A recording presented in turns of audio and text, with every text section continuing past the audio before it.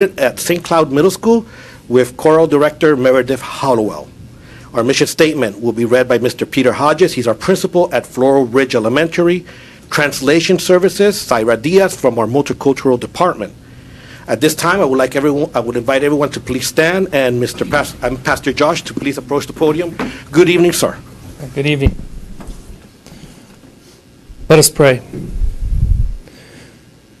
Heavenly Father, first we pray for our colleagues in the Lake County schools and their school district, especially those in Lake Mineola, where a student took his own life today. Lord, we pray for peace and comfort for him, his family, for his friends, for all the faculty and staff at that school. Lord, we know that only true peace comes for you, and we just ask that you would be with them and shower them with your love. Help us in our school district to be a beacon of help to all students who suffer from depression and other needs, that they would know that they need not take their own lives, but that they can seek help from us. Lord, we pray for our school board tonight. Grant your wisdom and guidance to be with us as we discuss the needs of our school district. Be with all of our teachers who seek to educate our students. Equip them to meet all of their needs. Also, we pray your blessing for all our school district staff. Provide for them in their service to our youth. For all these things, O Lord, we pray in Jesus' name. Amen.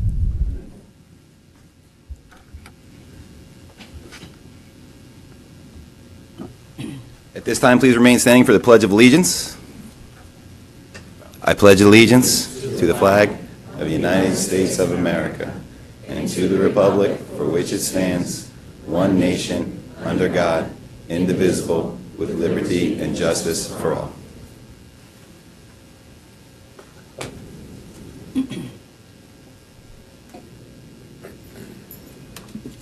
Oh, say, can you see by the dawn's early light what so proudly we hailed at the twilight's last gleam, whose broad stripes and bright stars through the perilous fight o'er the ramparts we watched were so gallantly streamed, and the rocket's bright flame, the bombs bursting in air, he flew through the night, that our flag was still there. Oh, say does that star-spangled banner yet wave o'er the land of the free and the home of the brave.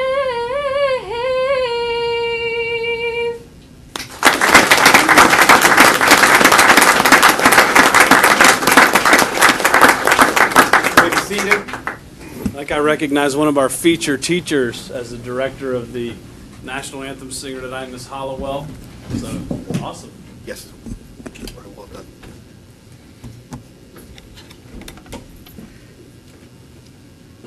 Mission statement. Yeah, Mr. Hodges? Sorry. You know, the mission statement is something that all of us have memorized, you know. And Of course. Got my paper. The mission statement of the Osceola County School System is inspiring all learners to reach their highest potential as responsible and productive citizens. Thank you, sir. And translation services. Good evening, ma'am. Good evening. My name is Zaira Diaz. I'm representing the Multicultural Department. I'm here for provide translation and interpretation services. Thank you very much. Yes. Sure. Right.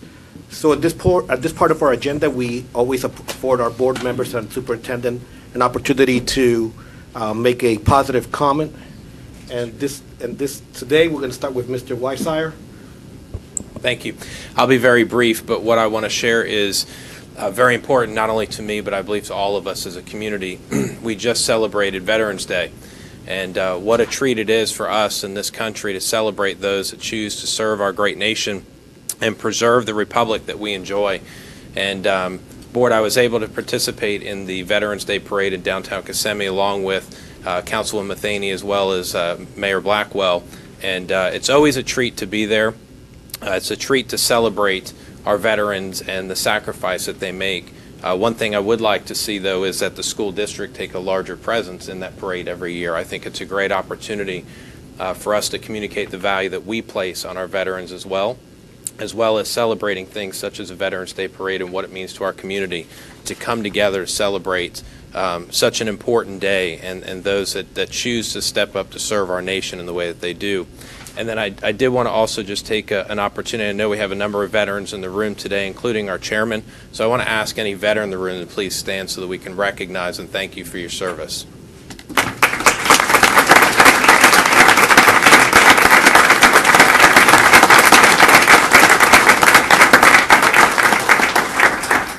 Thanks to each and every one of you, and thank you, Chairman, for the opportunity to speak tonight. Thank you, Mr. Weissire.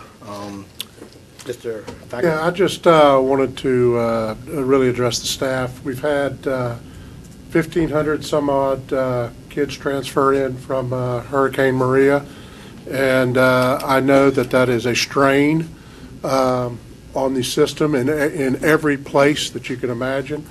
But I want to thank our staff, particularly the ones in the schools who are dealing with it every day, our teachers, our paras, our principals, administrators, who are every day figuring out how to deal with an influx of students to make sure they're all treated as they should be treated, receiving proper education, and trying to assimilate in as fast and rapidly as possible. I know it's extremely difficult situations in many, many cases, and I appreciate the efforts, particularly in the high schools where we've got some seniors close to graduation and some extra things that are requiring little efforts and dealing with language issues. But I know it's all being handled very, very well. Comments I get are outstanding, and I just want to add my thanks to that to the district staff. Well said, Mr. Thacker. Mr. Booth? I have none. All right. Mr. Wheeler?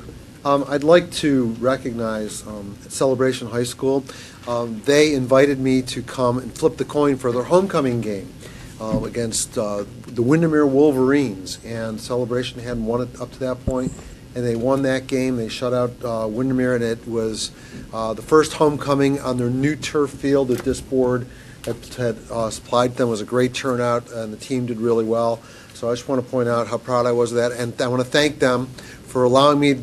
You know, there's not a lot of things that are thrilling about being a school board member, and I'm a dull guy, but getting to flip the coin for a homecoming high school football game, that was really cool, and I really enjoyed it. So I want to say thank you to Celebration High School for that.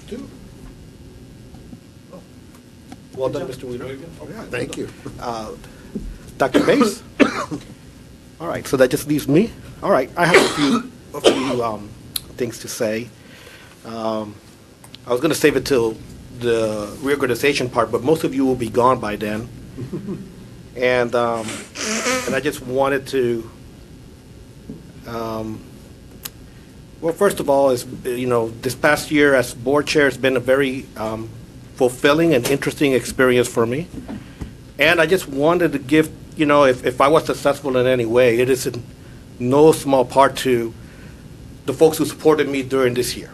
And so I just wanted to go ahead and make sure that I publicly thank you, Dr. Pace, and your staff for all the support that you've given me. Friends and family as well, I really appreciate your support and your encouragement. School board, your patience and your, once in a while backing me up when I needed to. When I forget something, that's cool, and I really appreciate it. You made it a very fun experience. And in particular, and especially, I'd like to thank Tanya Culver for not just being the board assistant, but also she actually fulfilled the role as a board advisor. And I would encourage you guys, if you haven't already, that she's a very, very extraordinary resource. And if it went well at all, I got to say all of those things really made it happen for me. And so this will be my last school board meeting, and I would be happy to As pass the this. chairman, There you go. You'll be here next week, 2 weeks. Was there an My election, body- was there an my body- election we didn't know about? My body may be here, I don't know. With the gavel. Anyways, thank you very much for everything. Thank you, Chairman Soto. Second thing is, I couldn't be more proud of how the school district and the staff and, just members of our community have been, reacting and responding to everything that's going on with all the new students, with the hurricanes and people that had to come here but particularly I want to say that our students, they've been extremely positive, and this has been an experience for them that has that they've grown from. We set a very good example for so many young people how we've handled this, Dr. Pace.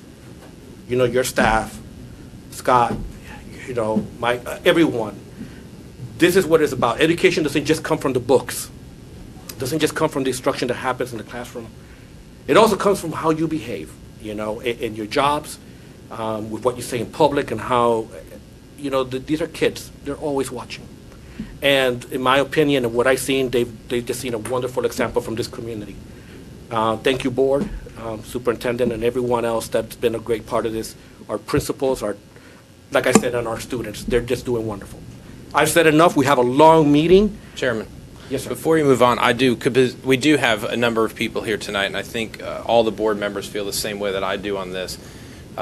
Thank you for serving as chair, and thank you for leading this board over the last year. You've done an exceptional job, and not only has this board been blessed by your leadership, but this school district has as well.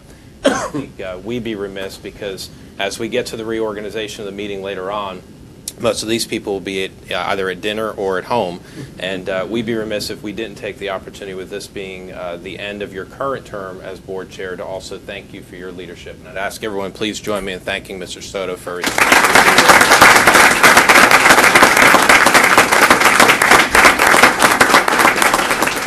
Okay, so we have our first presentation of the evening, and that is City of St. Cloud presentation check. Guys, this is a wonderful thing. Let's come down to and greet these folks and accept this check on behalf of the school district. For the other government agencies watching, this is the example.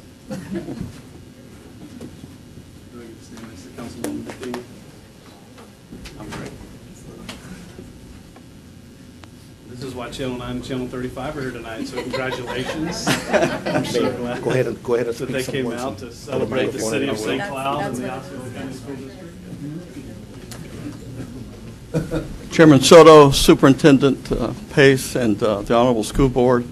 First of all, we'd like to express from the City of St. Cloud our sincerest appreciation for the work that you do, making a difference in the lives of the next generation, and especially families. We know that your job has gotten extra tough in the wake of the hurricanes that have come through, and especially with the influx of so many students and with great needs.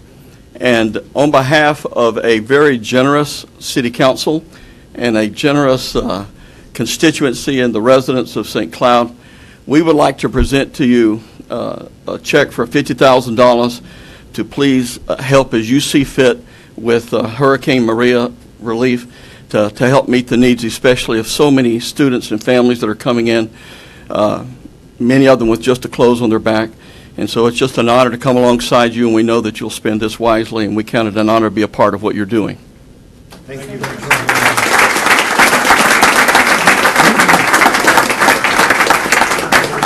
If I move this, is it going to mess something up? Yeah. Okay, Ladies and the well, ladies. then I won't move it.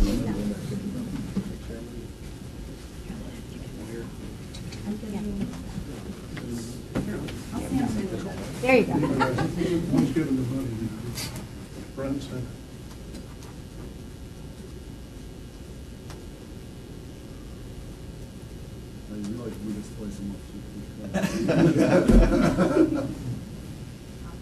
Okay, now silly faces. Now hold on my good side. My good side.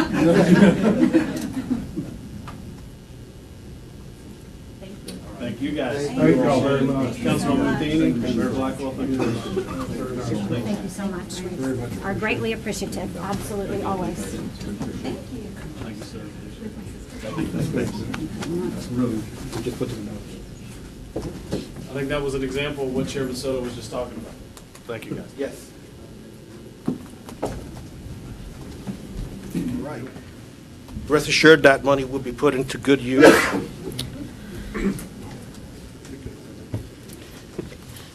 We have one more presentation by Ms. Leslie Campbell, who, by the way, has been on the tip of the spear with everything that's been going on. Very, very proud of the work you're doing, Leslie. Thank you. Thank you very much. I'm reading the proclamation for Florida Family Engagement and Education Month. Whereas family involvement in a child's learning is critical to student success from preschool through college and sets the foundation for preparing Florida students to be lifelong learners and meaningful contributors to society. And whereas creating an environment where learning takes place not just in a classroom, but as a central part of family life requires that families play an active role in their children's education. And whereas the role of families in creating a successful preschool through college education system for Florida's children is very important. And whereas Florida's educational leaders have developed resources for families looking to engage more fully in their children's education and to strengthen the connections between families and schools. And whereas Florida's educational leaders have developed resources, and Florida's Department of Education staff members are available to provide information resources and training to support families and educators in using school and state accountability data, making informed school choice decisions, and establishing effective homeschool collaborations so that families can be actively involved in the academic achievement and development of students. And whereas it is appropriate to recognize the critical contributions made by families who foster a love for learning in their children, and by educators who acknowledge the importance of family engagement and encourage making family engagement an integral part of the mission of all schools. Now, therefore, Governor Rick Scott, Governor of the State of Florida, does hereby proclaim November 2017 as Florida Family Engagement and Education Month and encourage families and schools to create strong partnerships on behalf of the future of our children, our state, and our nation. Thank you, Ms. Campbell. Motion approved. Second. All right, so on this proclamation, we have a motion to approve by Mr. Wheeler, second by Mr. Thacker. Board, any discussion or comments on this item? No? Very well done. This is a quite beautiful proclamation, and yes, we always want to strengthen the work that we do by making sure that we have those ties with our communities and with the parents. Any other discussion? None? We'll take a vote. All those in favor, please state aye. Aye. Opposed? Hearing none, vote passes 5-0. Okay. And we come upon the portion of our agenda where we do appointments and transfers. I believe there are some. Dr. Pace. Yes, good afternoon, Chairman Soto and members of the board, members of the community.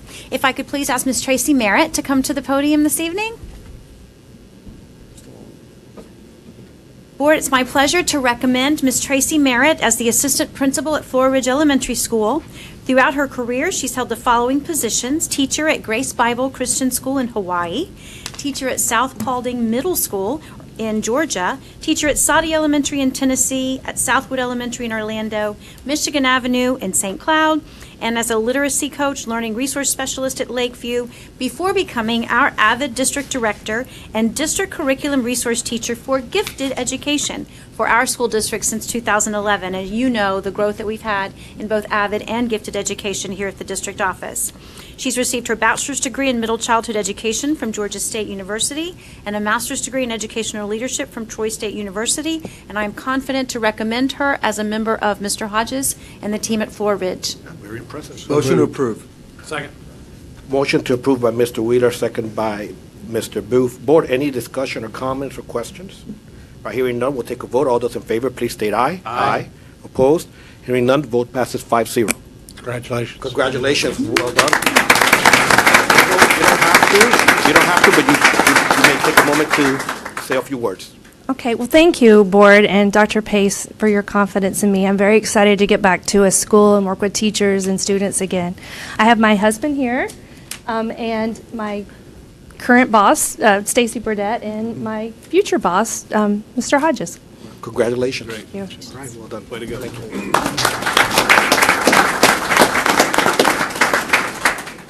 And if I could ask Mr. Steve Lewis-Jean to come to the podium. Board, I will be happy to recommend for your approval Mr. Steve Lewis-Jean to become the new assistant principal at Poinciana High School. So moved. He has held the following positions. Sorry. I apologize. Teacher at Evans Maynard High School in Orlando and Academic Tutoring Services Site Coordinator. Teacher at Piedmont Lakes Middle School in Orange County. The PDCP Facilitator for Orange County Public Schools. Math Instructional Coach at Wekiva High School and a District Instructional Coach for Orange County Public Schools, specifically working in their school transformation office. He received his bachelor's degree in computer systems from New York City College of Technology and a master's degree in education, administration, and supervision from National Louis University, and I am confident he will be an asset to Mr. Meacham's team at Poinciana High School. Do we have, let's do the I'll motion. stay with it. All right. I gotta say, New York and Orange County, I'm struggling, but I'll go elsewhere. I'm from New York, watch it. All right, so There you go. motion to approve by Mr. Booth, second by Mr. Wheeler. Board, let's take a vote. All those in favor, please state aye. Aye. Opposed? Hearing none, vote passes 5-0. Congratulations, sir. Welcome.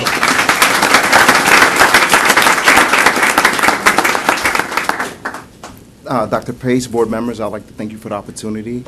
Mr. Meacham, thank you as well. Beautiful family, thank you. Paul Lovely, Mr. Thompson, I really appreciate you giving me the opportunity and mentoring me. My two boys, I love you guys. My beautiful wife, I love you, thank you. And thank you guys. Welcome, sir. I'd like to ask a question. Is this the required administrative hairstyle?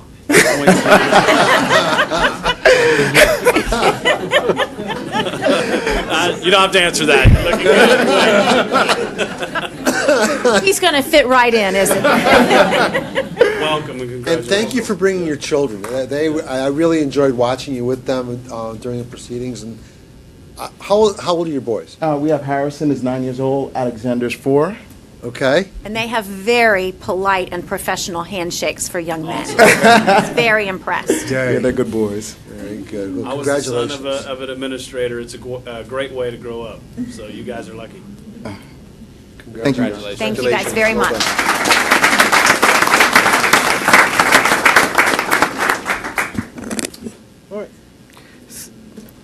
All right, so the next portion of our agenda is where we give an opportunity for members of our public and our community to address the school board.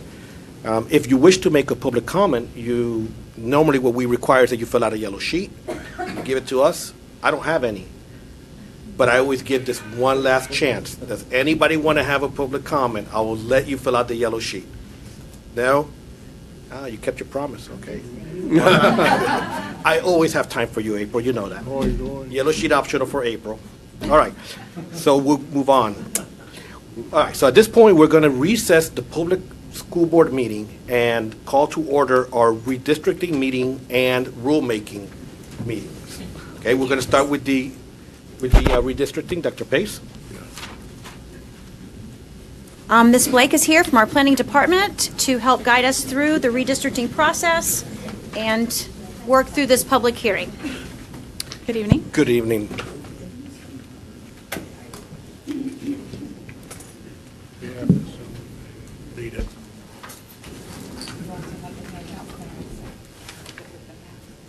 So we do have the PowerPoint presentation available, but I've also given you the handout that we actually used during the redistricting meetings.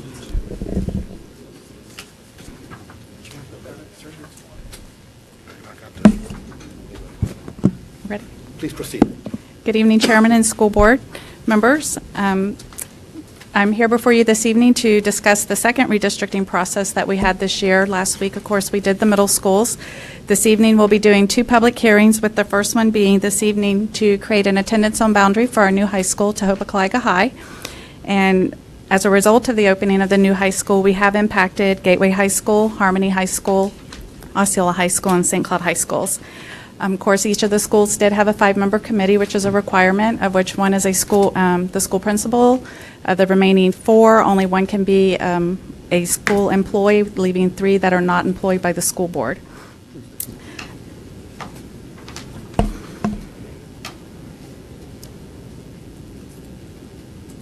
Sorry about that.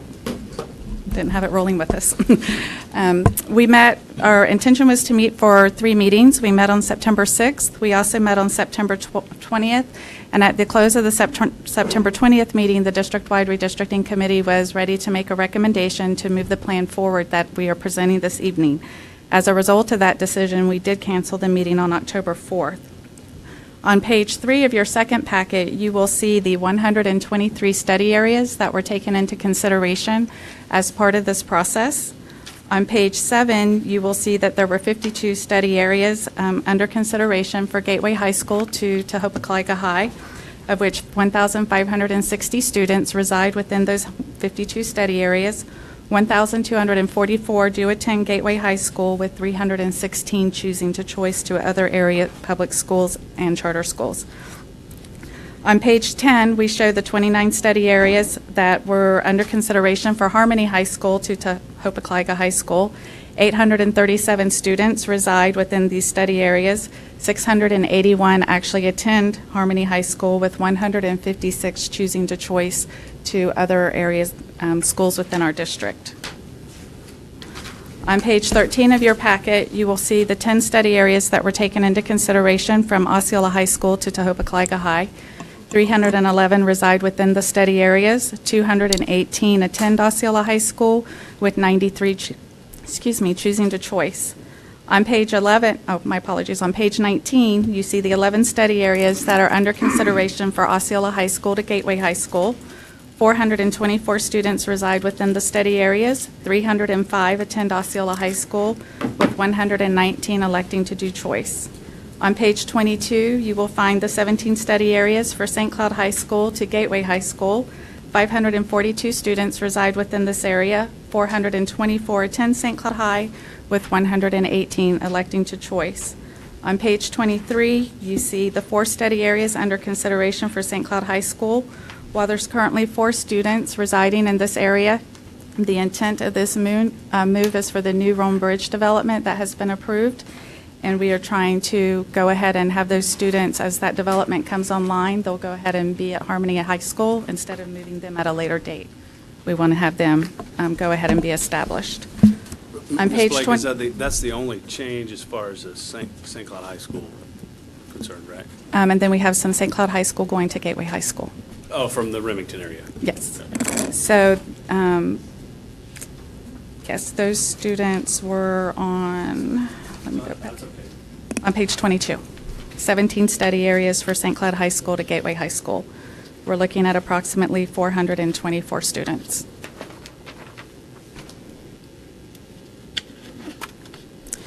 So then on page 24, what you will see are the results if you move forward with the recommendation. So what we propose with this plan is Tehopekaliga High School will have a functional capacity of approximately 2,861 students. We are recommending an opening enrollment of approximately 2,295 students, or 80% of their utilization, and in 5 years, they would be projected to be at 2,365 students, or 83% of their utilization. Currently, Gateway High School is at 2,944 functional capacity, or 87% of its current utilization. They do currently have 34 portables on their campus. If this plan goes through as recommended, their new projected enrollment would be 1,975, or 75%, and that would be retaining approximately 22 portables. And the reason we're recommending leaving the 22 portables is they are up for a comprehensive renovation, and we will need some of those portables to serve as a swing. So after the comprehensive renovation is complete, then we would look at continuing to remove the portables from the campus. At 5 years, we see the projected enrollment at Gateway High School being 2,205, or 83% of its utilization, with 22 portables still remaining on site. Harmony High School is currently at 2,385, or 103% of its current utilization. After the plan, if approved as proposed, they would be at about 1,800 or 75% of their utilization. However, at the end of 5 years, you will see that they will be at 2,321 students or 97% of their utilization. For Osceola High School, they're currently at 2,946 or 98% of their current utilization. They are utilizing 21 portables. If we move forward with this plan as proposed, their recommended enrollment would be 2,288 or 78% with 21 portables. And again, at the end of 5 years, we see them back at 2,714 or 89% retaining the 21 portables on campus. On page 25, you would see that St. Cloud High School is currently at 2,310 or 105% of its current utilization, utilizing 10 portables. If the plan moves forward as proposed, they would be at 1,926 or 83% of their utilization, and at 5 years, they would be at 2,237 or 97% of their utilization, retaining the 10 portables on site. So as you see, even with the opening of the new high school in about 5 years, all of our high schools will pretty much be back up in the 90% utilization, retaining portables on site. Community meetings, email, phone, and social media, we did have community feedback, with the number one question being what happens with our juniors and our seniors. We have told them historically the school board does allow them to remain back at their current home zone schools or schools of attendance, provided they fill out a choice application and they can provide their own transportation for the upcoming year. While the district-wide redistricting committee did ask that we take into consideration continuing to provide transportation for the juniors and the seniors, that would be approximately 13 to 15 buses at a cost of approximately $372,000. With the bigger concern being that we currently have a driver shortage and difficulty continuing to keep our routes. So at this time, the recommendation of staff would be that the rising juniors and seniors be allowed to stay through a choice application, but parental responsibility for the transportation to remain at their home zone or school of attendance. At this time, Chairman, I'd like to turn it back over to you to open for public comment, or if you have any questions for me. Thank you, Ms. Blake. Board, any questions or comments? This is the time. All right, Mr. Booth. Ms. Blake, just to confirm. Yes. Here, I think the map was on. Now my thing is froze up. There we go. So in the Rome Bridge site, which is 477B, 478A, 478B, and 455A. Yes, sir. You said there's currently just 4 students in there? There's currently 4 students. It's pretty much just green space, but there are 4 students residing in that area. And they are currently zoned at St. Cloud High School? Yes, sir. Oh, okay. Will they be allowed to attend St. Cloud High School? If they want to do the choice application and provide parental transportation, yes.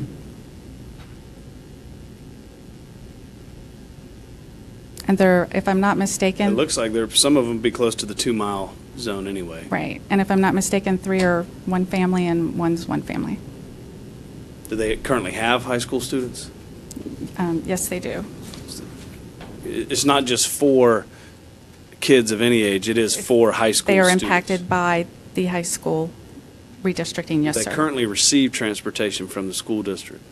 I would have to verify that with transportation. If they're outside of the 2 miles, then yes, they are receiving transportation. Okay. Have you received any comment from those?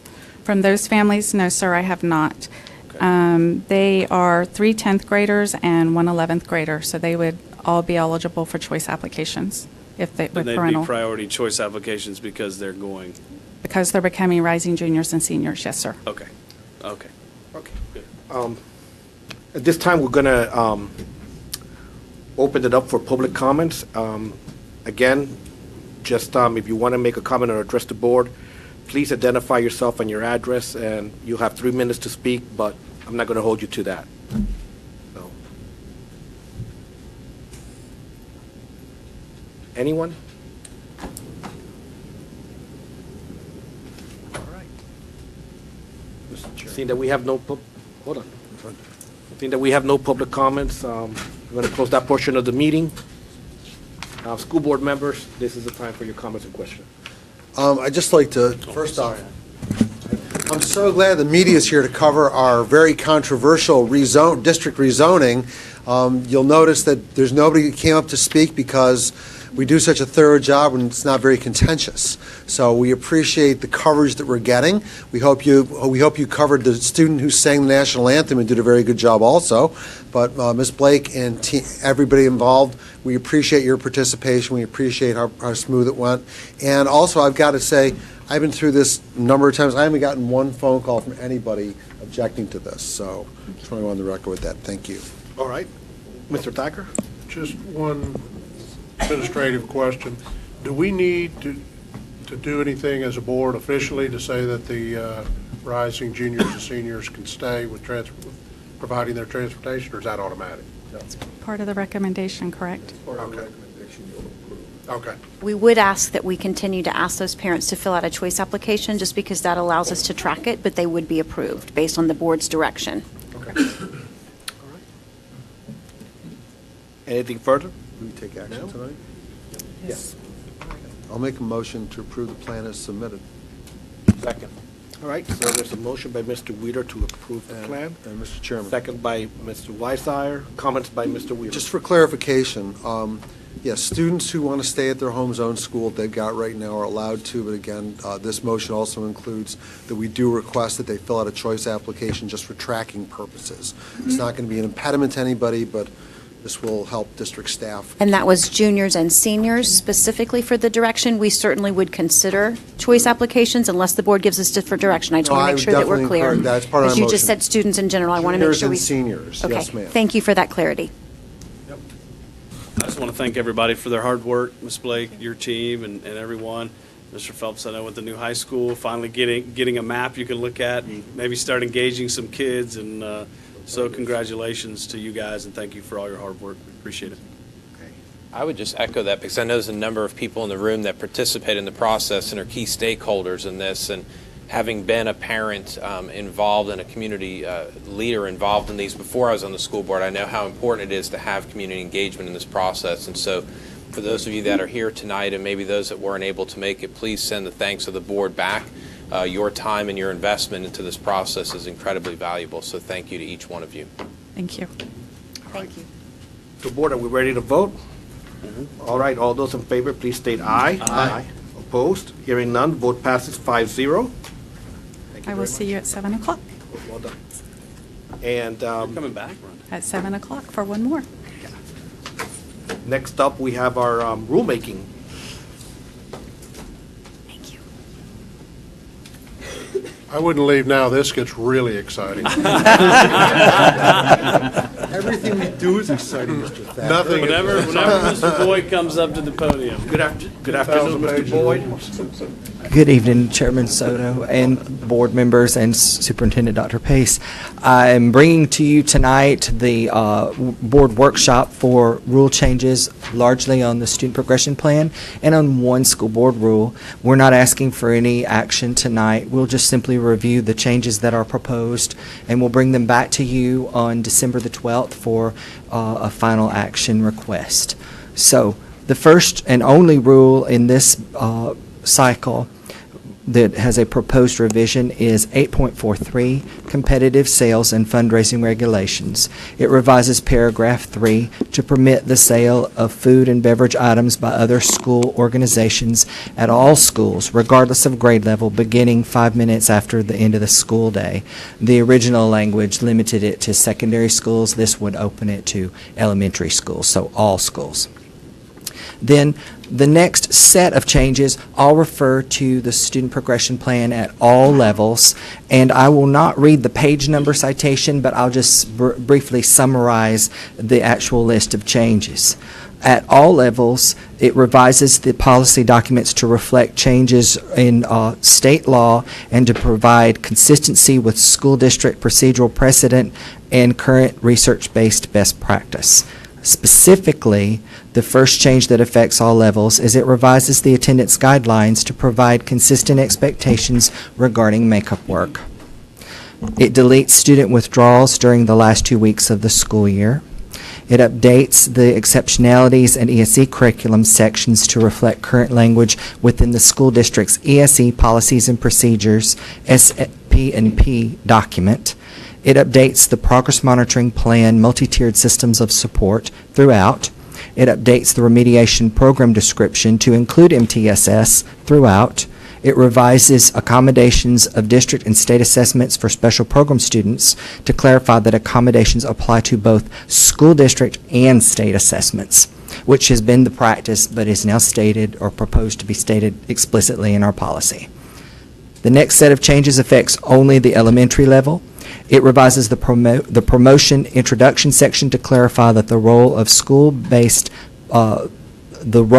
the school-based placement committee and the student's ability to perform academically. It revises the section for possible grade level assessments, kindergarten indicators to address current changes in state law.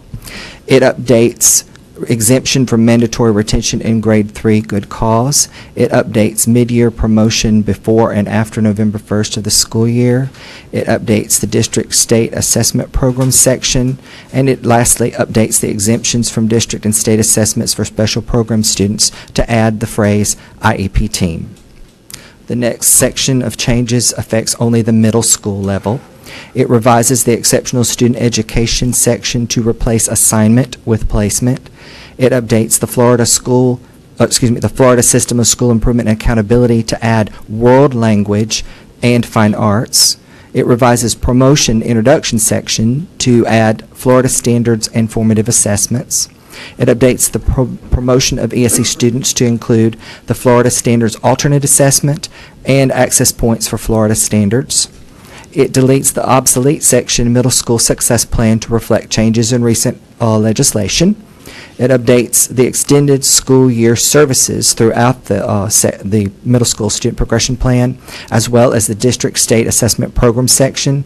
And it updates the exemptions from district state assessments for special program students to reflect the current language within the SP&P document referenced earlier. The last section of changes updates the high school student progression plan. It revises the maximum age limit for attendance section to clarify that no one shall be permitted to attend a regular high school program after attaining the age of 19 if he or she has had an interruption in schooling, which reflects exact statute.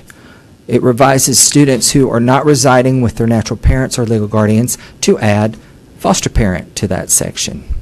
It revises attendance guidelines, students with disabilities, to provide consistent expectations across all grade levels. It updates the Florida System of School Improvement and Accountability to add world language and fine arts also. It revises credit acceleration program to clarify that students who are not enrolled in an advanced placement course may take the examination if the student pays for the assessment. The school district continues to pay the assessment for those that are enrolled in the course. It updates the general requirements grades 9 through 12 alternative education programs grade 9 cohort school years section. It updates extended school year services throughout. It deletes the Algebra 2 graduation requirement throughout because that changed in recent statute. It deletes obsolete graduation requirements that have sunset due to the age cohort. It revises the graduation requirements for grade 9 student cohorts entering 2013-14 and subsequent school years to reflect those requirements for our currently enrolled students. It revises the statewide assessment requirement ESE students to permit certain ESE students to waive the requirement per section 1003.428 Florida statutes if the student has taken the grade 10 FCAT or FCAT 2.0 or grade 10 FSA ELA, English Florida Standards Assessment English Language Arts, with allowable accommodations at least once, but have not attained a passing score. Originally, it required twice. This is a change in statute that would be reflected in this proposed revision. And lastly, it updates the exemptions from district and state assessments for special program students to also reflect current language within the school district's SP&P document. At this time, board members, if you have any questions, we'll be happy to address them. Board, any questions or comments? Discussion on any of these? No? All righty. Thank you. Mr. Boyd. Thank you very much. I appreciate your time. And at this time, we'll adjourn the redistricting and the rulemaking portion of this meeting, and reconvene our public school board meeting. We're under agenda modifications. Before I ask anyone else, there is going to be one addition under new business. We will be discussing quality and dependable digital resources, otherwise known as fake news. This is something that other school districts and other international communities are already beginning to implement through their curriculums to start, getting young people, thinking, critical thinking skills, analysis, logical reasoning, in what they're being exposed to. Everybody agrees and knows that there's the digital delivery of information has changed a lot of things, especially on how information is presented and how kids learn nowadays. And so it presents new challenges, and I'm looking forward to what the district will present on this item. Are there any other agenda modifications? Mr. Wheeler? Yes, I would like to add under, hang on a second, board, new business, board docs. Okay, board docs. Board docs. That's up. Is that a new HMO, PPO type of thing, or? No, dentists. Board docs, as in the training we went through. Oh, that one. Yeah, that one. I just need to notify everyone that I will be abstaining from the consent agenda vote due to the appearance of a conflict with with my wife being on the personnel agenda. All right. You just need to pull that one item off, not the whole consent agenda. Do you want me to pull that item off? Just abstain? Abstaining from the one item. Okay. When he votes, it's only on the rest of the. Okay. All right, good. All right. So I can go ahead and vote? You can vote, but you're not voting on the. I am not voting. I'm abstaining on that one item. All right. We'll do what Frank says. All right. Stating conflict what Frank says. Mr. Thacker, any agenda modifications? Not after that, I'm confused. Trust what Frank is going to, okay. Mr. Weissier? None. Dr. Pace? No, sir. No, all right. So with those agenda modifications thus hearing announced, and none other, we'll go ahead and take a vote. All those in favor to approve the agenda as modified, please state aye. No. I'll make a motion to approve the agenda as modified. Second. Motion by Mr. Wheeler to approve as modified, second by Mr. Weissier. No further discussion. All those in favor, please state aye. Aye. Aye with my extension. Okay. None opposed. Would you please give that to Tanya? Vote passes 5-0. That is under the personnel and human resources. Number 1. I'd have to get back to that one. Human resources, item 1. I believe it's Roman numeral 5-1. Correct.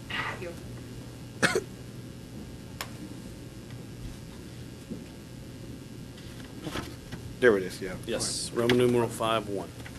All right. I'm abstaining from it. Okay. All right, so that's on the record. And we can move on to our information agenda items. And the first one is a Hurricane Maria update by Superintendent Dr. Pace.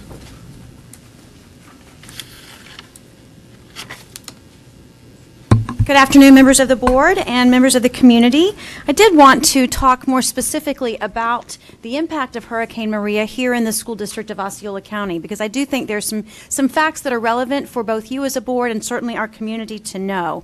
As you have mentioned earlier, our teachers, our principals, our paraprofessionals, our district office staff have really stepped up to the plate to embrace our new friends from Puerto Rico, but we do need to talk and be mindful of the impact on the system. So let's look first at this number. Oh, I have the clicker. I'll do this. Okay, so sorry about that. I was used to Tammy being my Vanna over there.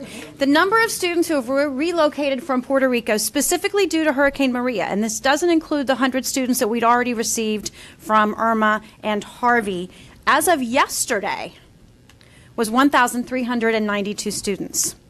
As I said to you earlier, this is like 2 elementary schools, and it represents a 2% increase in enrollment for the school district of Osceola County.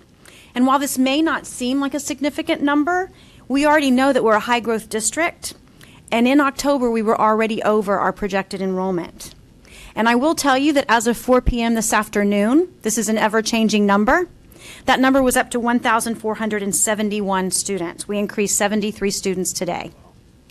So last week and this week, we're averaging between 70 and 80 students every day. It picked up a little bit from the prior week. I think it's also important to note that of those students, 92% are enrolling in our district-operated schools. 8% have chosen to enroll in our charter schools.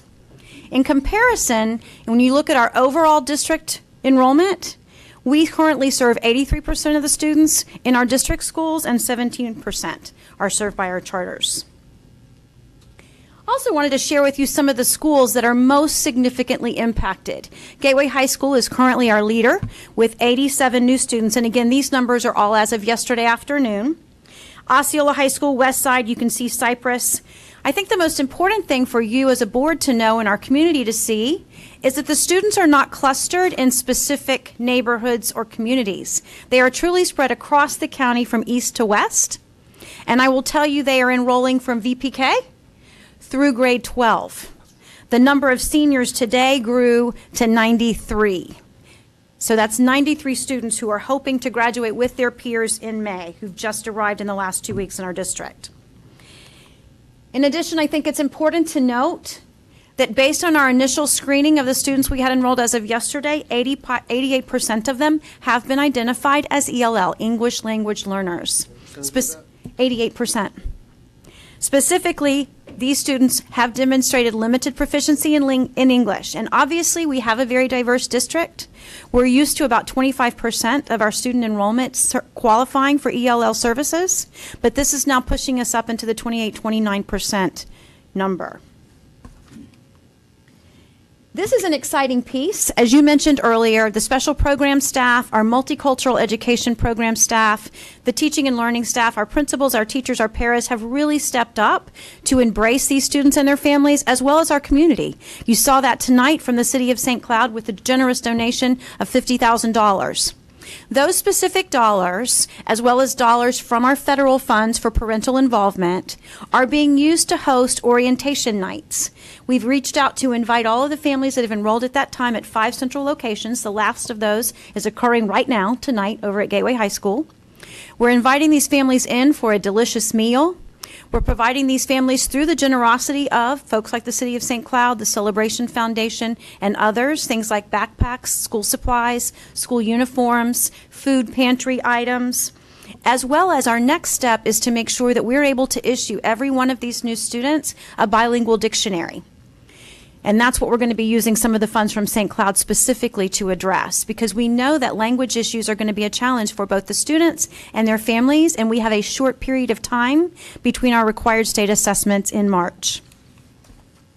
Other support that as a district we've already been providing to these students, we've had tremendous spirit of volunteerism from our district and school leadership teams to man Welcome Center booths at both the Orlando International Airport and the local Welcome Center here in Kissimmee. We've provided specific support to our principals and assistant principals for the most efficient and most effective scheduling to help these children be academically successful and develop their language skills as quickly as is humanly possible.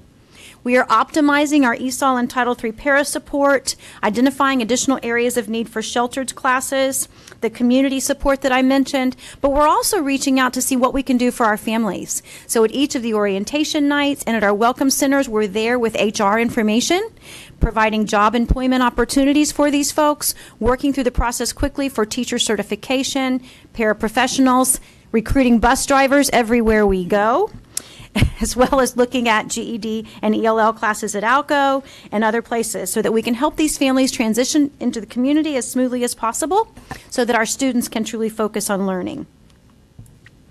Obviously, with the growth of over 1,400 students, or almost 1,400, as I said, basically the size of 2 elementary schools, we are having to add additional positions. We were fortunate enough to have been able to hold some FTE in reserve back in the fall, thinking that we might not make enrollment. Clearly, we're well beyond that. So we've been able to tap into those funds, but it is getting tighter and tighter all the time. We added 2 social workers to help meet the social and emotional needs of these children. Remember that many of them have lost everything. They've left everything behind. And they've been without electricity. They've been without clean water. So this is a real struggle for them as they come into our state and into our community, and we want to help them be successful. New teachers, paraprofessionals, the ELL resource teachers specifically to support growth in sheltered programs. We're looking to develop and provide additional development opportunities for our staff to make sure that we're using those ELL instructional strategies consistently and effectively across our content areas, as well as the other things that we talked about with supplemental materials and textbooks and dictionaries. But I don't see this as a short-term issue. So we're already thinking ahead to what we can do next summer to further strengthen and develop these students and their academic language skills, as well as potentially to offer some opportunities for our staff members who have a desire to learn Spanish for the academic classroom, so that they can at least be conversational with our very diverse community as they come in. But again, all of those things require resources. So we are starting to ask our state and our federal government for consideration for additional funding and support to help meet these needs. From our conversations yesterday with Governor Scott at the round table, it appears from a rough estimate that Orange and Osceola County currently have about half of all of the students who have come into the state.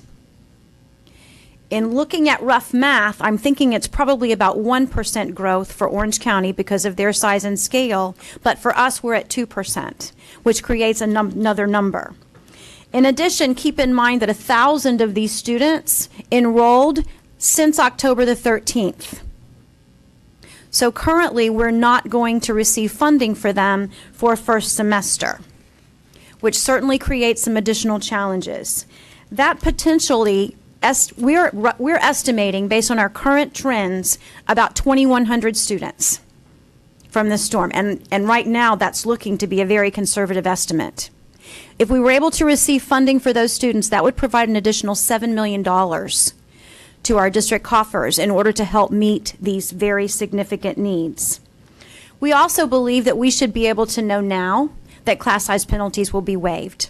We've been doing the best that we can to meet these children's needs without overtaxing our teachers and our classrooms, but we're running out of space. We're providing co-teaching where we can, but you know there's also been a teacher shortage.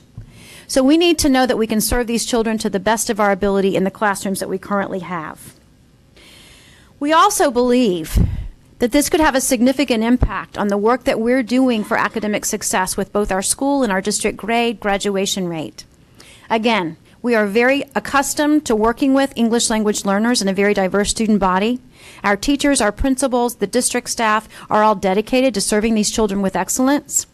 But when you consider the fact that these seniors who are enrolling in these last few weeks, who want to graduate in May with a Florida high school diploma, would be expected to take the ELA FSA exam, demonstrate a college-ready proficient score in English, even though 88% of them are ELL students, and graduate in May. They will only have had the opportunity to take the test once in March, and we won't get scores back until a week before graduation. And their learning criteria in Puerto Rico is not the same as ours, Correct. We have researched the graduation requirements for Puerto Rico, and we're talking today and tomorrow. As you know, Dr. Reinhardt and Dr. Respis aren't with us because they're at a conference. We're hoping to get DOE authorization and to be able to work with the Commissioner of Education in Puerto Rico to potentially offer these students a diploma in Puerto Rico. That's part of the scheduling assistance that we've given. But otherwise, folks, this has the potential to hurt our graduation rate by 2%, which has been increasing since 2010. And again, we're going to serve these kids to the best of our ability. But I think for districts that have had significant impact, what we're asking for is not unreasonable. The federal standards under ESSA allow states to administer exams in the student's native language. This isn't your traditional issue of new students coming in who need to learn the language. This is a very different situation that none of us could have possibly anticipated or planned for. But even if we could administer the test in their native language, it would be a test of different standards than they've been taught. Is that not correct? So, correct. Well, that may we do have this time that we're working hard on, but it's a challenge. 12 years worth of learning of new standards? Right. Okay. That's reasonable. Right. And then, as you said, we've talked about our seniors. And then finally, as you know, we have been challenged in trying to get our locally funded, voter-approved capital projects moving. Things like building, rebuilding, renovating Michigan Avenue to its full capacity as an elementary school prototype. things like the demonstration high school that we've talked about doing. So those are things that we're currently appealing to the state and federal government for some consideration. We have prepared a flyer for each of you. Again, this is a work in progress. If you're going to be meeting with legislative delegates, please let us know. We'll be happy to get these for you and share this information, and I'm happy to answer any questions. But I appreciate the opportunity to share this information with you and our community, and we'll do our best to continue to keep you informed. Thank you, Dr. Pace. Mr. Wheeler.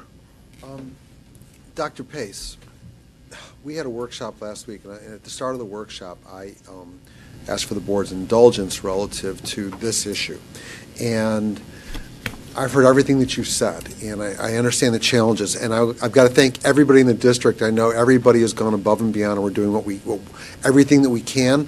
But with that said, based on a lot of just the facts, the numbers, et cetera, you hadn't mentioned, but you and I discussed the prospect that we may need to have some more support people kind of to manage this, almost like having a principal, a hurricane principal, for lack of or a hurricane administrator. Do you need any additional human capital right now in a leadership position to help us with these efforts?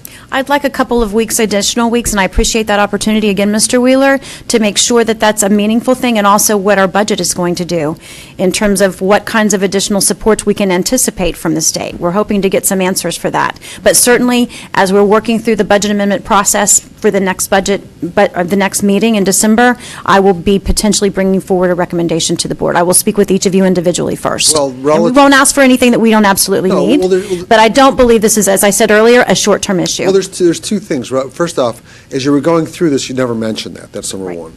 Number two, just based on FTE, when we do a true-up in February, if we have 1,000 extra of these kids, forget about 1,300, 1,400, 1,000, I think that you can, we can anticipate getting the funds on the true-up for at least 1,000.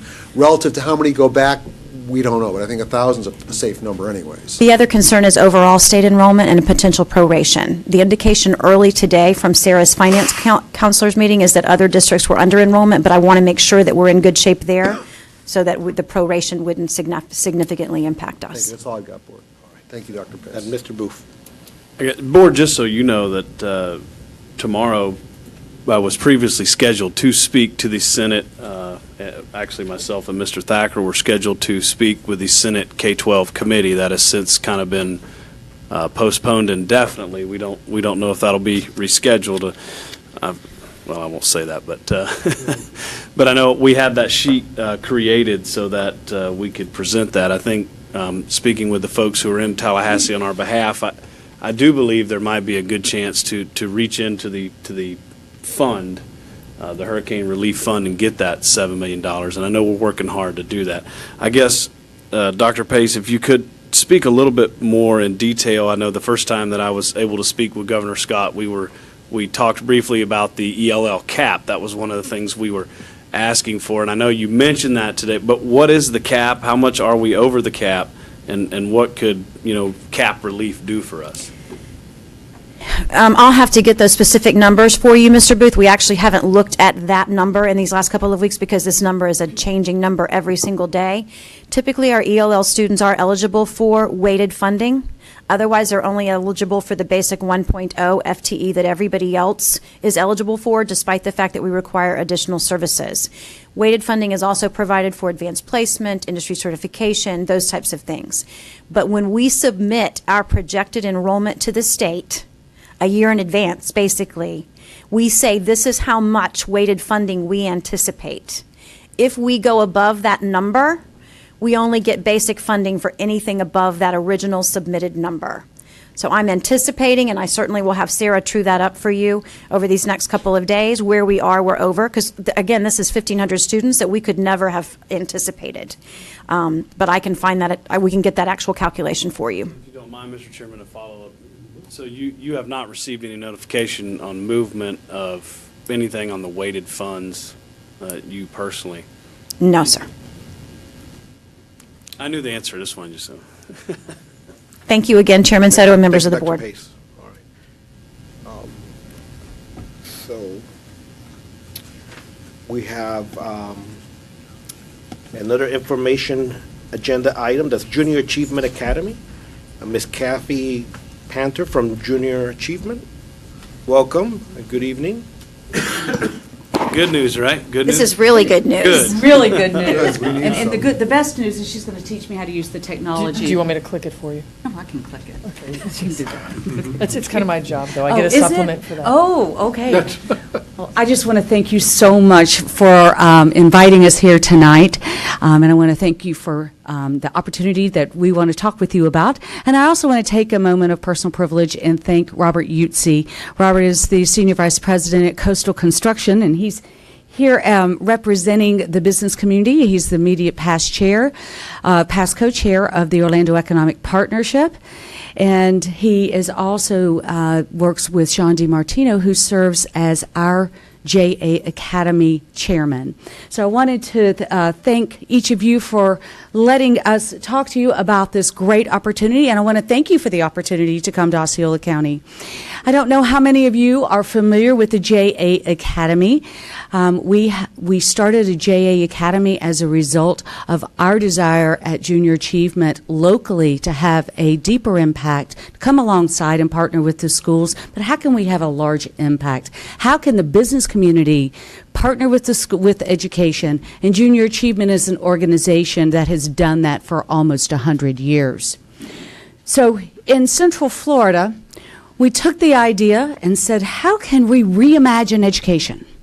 And so we've re-engineered the way that we deliver programs, and we've re-engineered the way that academies and schools work by bringing teachers into the businesses, bringing students into the businesses, and bringing businesses into the classroom.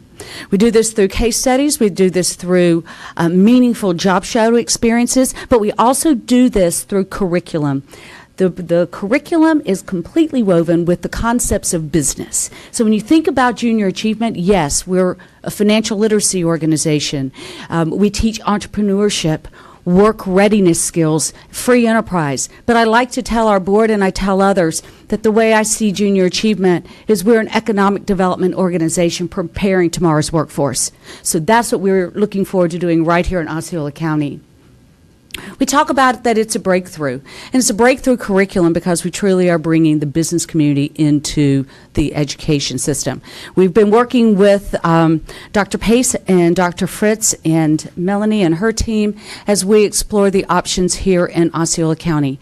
This will be the second of its kind, the second school of its kind in Central Florida, and the first one was right here as well. And why Osceola County? I have to tell you, I tell people this is the epicenter of what's happening in Central Florida, and I could not be more excited about the job opportunities for our students. We want to make sure that we're doing our part in partnering with education to make sure that they are prepared for the opportunities coming. And we talk about partners a lot. And a lot of people talk about partners a lot, but I want you to know that this concept is getting national attention.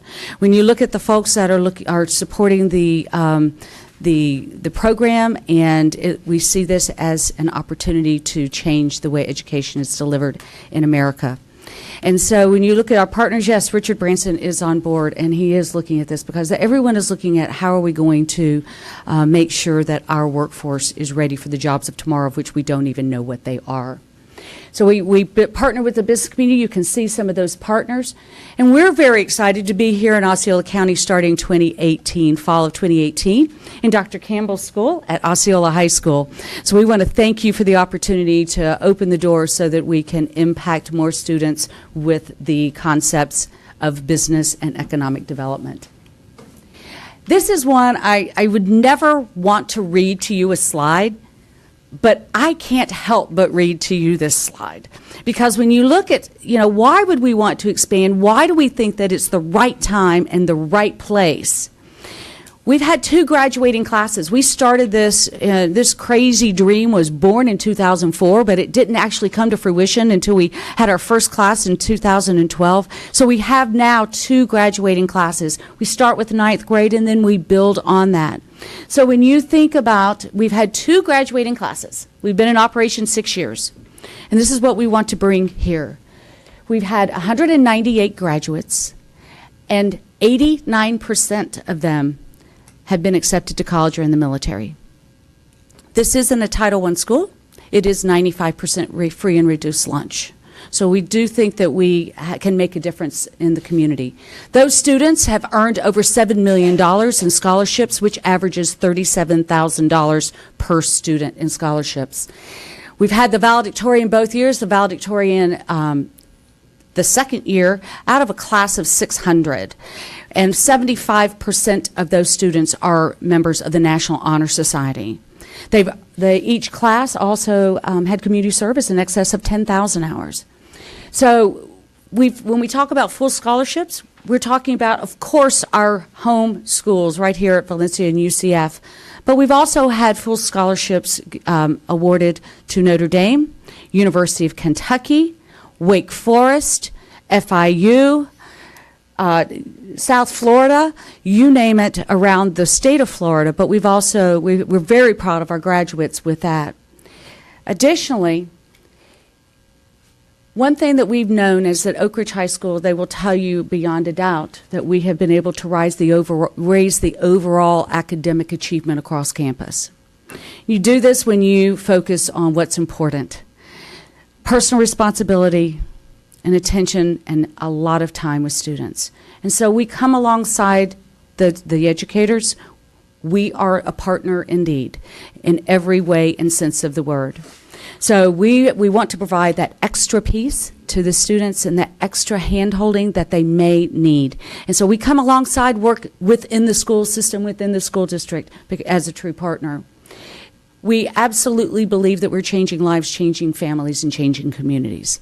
When you can change the life of a child and get where they've never had a parent or anyone in their family go to college or a degree that certification, we also believe that that has a strong place as well. But when you can make sure that they have a healthy employment, then you can change the entire family.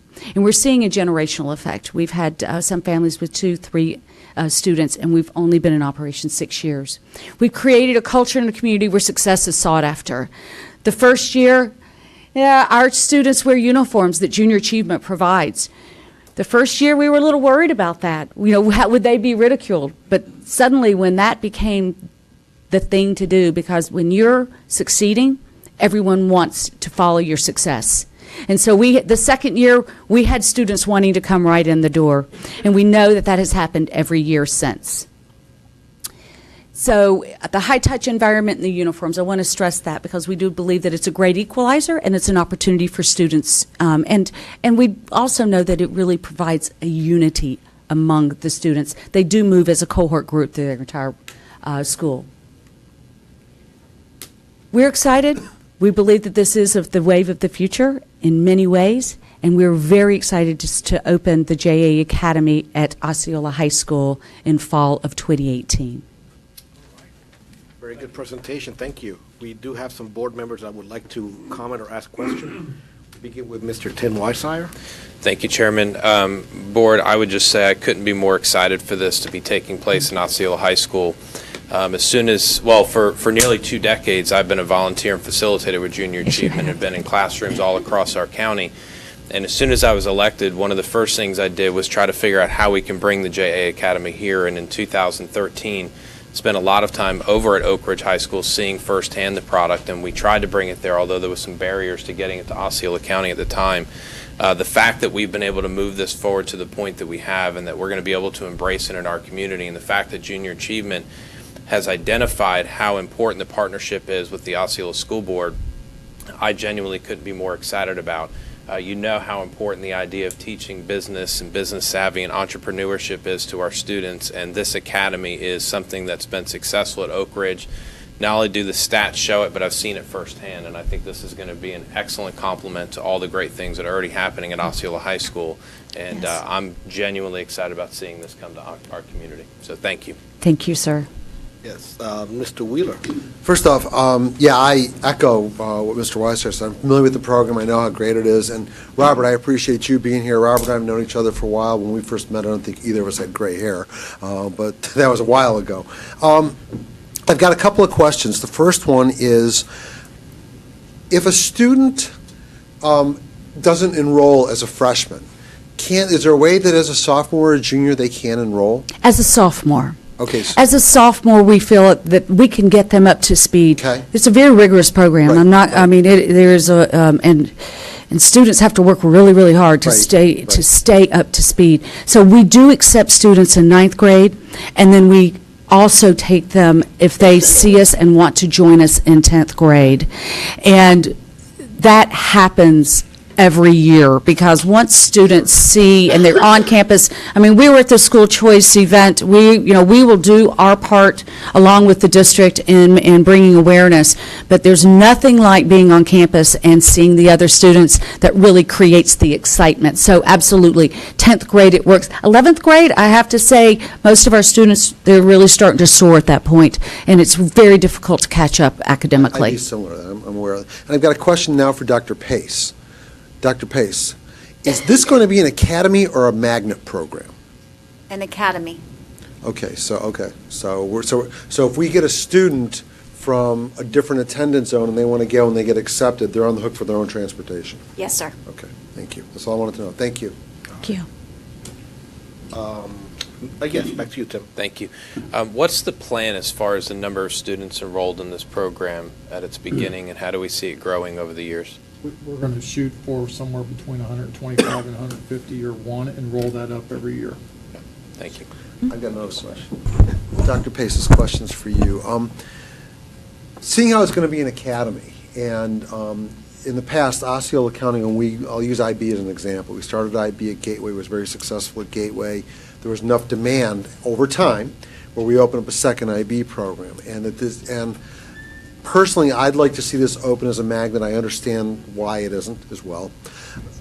But with that said, in the event that we find there is demand and it's a very successful program, which I anticipate it will be, how likely is it, how realistic is it, and how easy can it be done if we decide to deploy the program at another location and then maybe turn them into magnets, but have one on side X and one on side Y? I mean, I'm just looking at, if it's a successful program, it's good for kids, and a lot of kids want to do it, I want to find as many ways for kids to be successful as we can. Absolutely, and that's one of the reasons why we've emphasized choice across the district and strong programs that are unique in all of our high schools. I don't think I may not have mentioned, but at our choice fair, just last week we had over 2,000 students and their families come through, and certainly JA did a fabulous job. Kathy and Kathy were both with us, which we immensely appreciate, recruiting students for this program and recruiting folks for the concept. So certainly as we move forward, we would love to try to expand. We just want to get one right first. I think that's been the experience in Orange County that was successful, and then build on that success. And also, I will tell you, there is a funding piece for junior achievement. And so we, with your gracious words, we have entered into fundraising opportunities, and we'll continue to do that, and we'll be seeking local funders. We have funders across Central Florida that have shown a great interest, but they also like to see the local community committed as well. And so there is a major funding commitment from Junior Achievement as well as on the district. So I do want you to be aware that we will be in the market to make sure that we have appropriate funding from the JA side. And I appreciate that, and I think that that's important, but bear in mind that it took quite, I was one of the founding members of the local Boys and Girls Club Board of Directors, and it took a while to get that really snowball. It's written, and now all the leadership that started it, we've been able to back off, and it's sustaining itself, but it's not, it was quite a mountain to climb. And that's one thing that we made sure internally for Junior Achievement before we expanded, was that we had success under our hat as well, and that we were in a strong position. And this is in no way intended to discourage you. Oh, but no. It's just there are worthy competing interests out there. Yes, there are. There are many. I would just further comment to say, consider me a resource to ensuring success with this, and whether that's engaging the business community, the real estate community, or any others that I may have contacts or ties to. I'm glad to do everything I can to try to help build bridges for this. Thank you very much. I also echo that. Thank you so much. I appreciate that. I just wanted to say that Jay has agreed that when he retires from the school board, he will drive the bus for the Junior Achievement Magnet Program. He just confirmed that to me, right? Right, Jim? You gotta join We me can get him trained. That's And that what was in the he did for minutes, 1 I think, year. right? Pass the background test. Well, maybe he won't be driving a bus then. Thank you, Tim, for all your work on this. Appreciate it. It's a good you. deal. Thank you, very excited. Thank you. Right, so we still have our report from Mr. DeBoard on Center for Employee Health and the Trust Monthly Report. Good evening, sir. Good evening. You have your monthly reports in your packet. The center update, you'll see we have exceeded the $1 million cost to employees avoided, or money back in the employees' pockets. So we've exceeded that $1 million. The other piece that I had to bring to you tonight, I must have fallen out of my book here between my office and here, was the draft of the, I got here and it was here and it's not here now. So I will get those, I will email the draft of the no-show policy. So I will email those to you, so you'll have those first thing in the morning. But we weren't planning to vote on that tonight. No. No, Next. just, I wanted to bring, or Mr. Wheeler had actually asked to have a copy of that brought back at this meeting. This is a policy, though, that we can start to work with and then Yes, take sir. action on fairly soon, correct? Yes, sir. Yes, it is a management opportunity. Obviously, we've been in discussion with the insurance bargaining committee, or insurance, whatever committee it is, and, but they are in agreement that we need to move forward with a no-show policy, and I think Mr. DeBoard and his team have done the research to make sure that it's fair and easy, fairly easy to administer, and so I think we're ready to move forward. We just wanted to bring it to the board for your review, and I apologize. That's great. We can, I'm we'll get sorry. it. That's okay, we'll get it to you. But, I told yeah, him and to keep his report really short anyway because Yeah. of the length of our agenda. The staff at the center has also, they're working to make sure that we have options and ways that people can notify them in a timely manner and be notified that they're not going to be able to make those and make other arrangements. So. Right, thank you very much. Okay, thank you. So, Wait till it's exactly 7 on the hearing, the one that's listed as 7. Yes. We do, so we can continue with our meeting, though, and Correct. oh, okay. I wondered about that. Mr. Chairman, on the regular agenda? Okay, yes. We're to the regular agenda items board, what have you. Can I make a comment? I've had my light on. Can I make a comment on the? Sorry, Mr. Thacker. You did have your light on. I think it's great that the new health center is saved our employees $1 million out of pocket. I also know that when we started this, we knew it would not be a cost saver for a year or two, and it is not a cost saver at this point. It is a drain, and I think we got to look really hard at. It's great to have the $1 million back in teachers' pockets and employees' pockets, but if it's costing us $5 million a year, it's not really a good economical trade-off. So at some point, we've got to evaluate where we're going and where this thing is, and how to turn that difference around. Mr. Thacker, what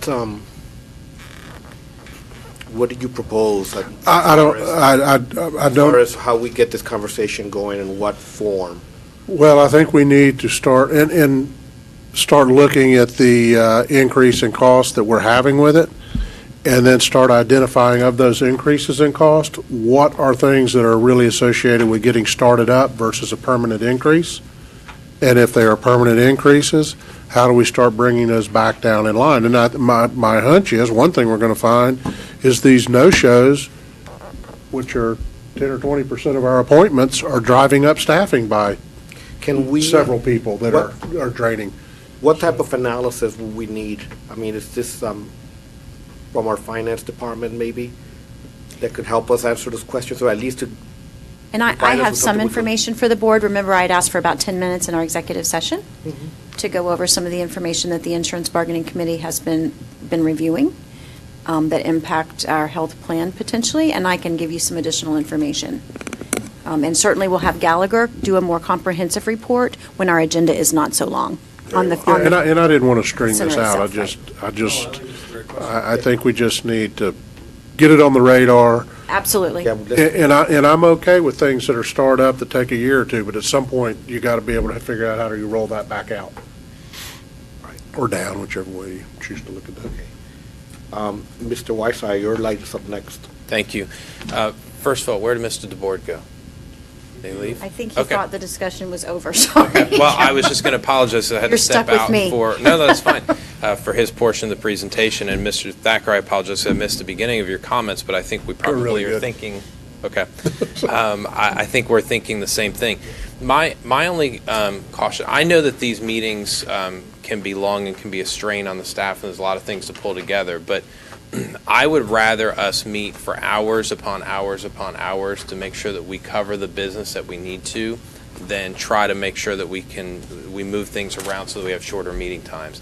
And I'm not implying that's what happened, but this is a conversation that the board's been having for a couple meetings now.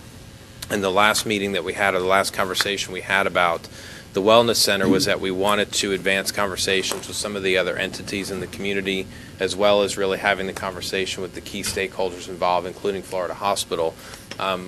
The urgency and the sensitivity surrounding this is real, and I know you know it. I'm not talking at you. I'm really talking in general. It's happy to be looking at you, but I don't want more time and space between the analysis portion of this and really having robust information to help us really drive our conversation with one another and figure out what we need to do.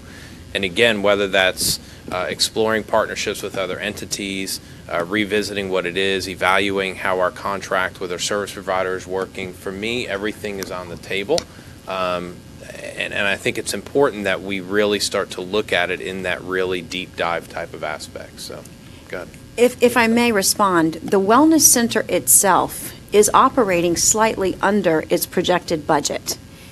Its costs have not exceeded the budgeted amount, with the understanding that we budgeted about a $3.6 million significant expense on an annual basis.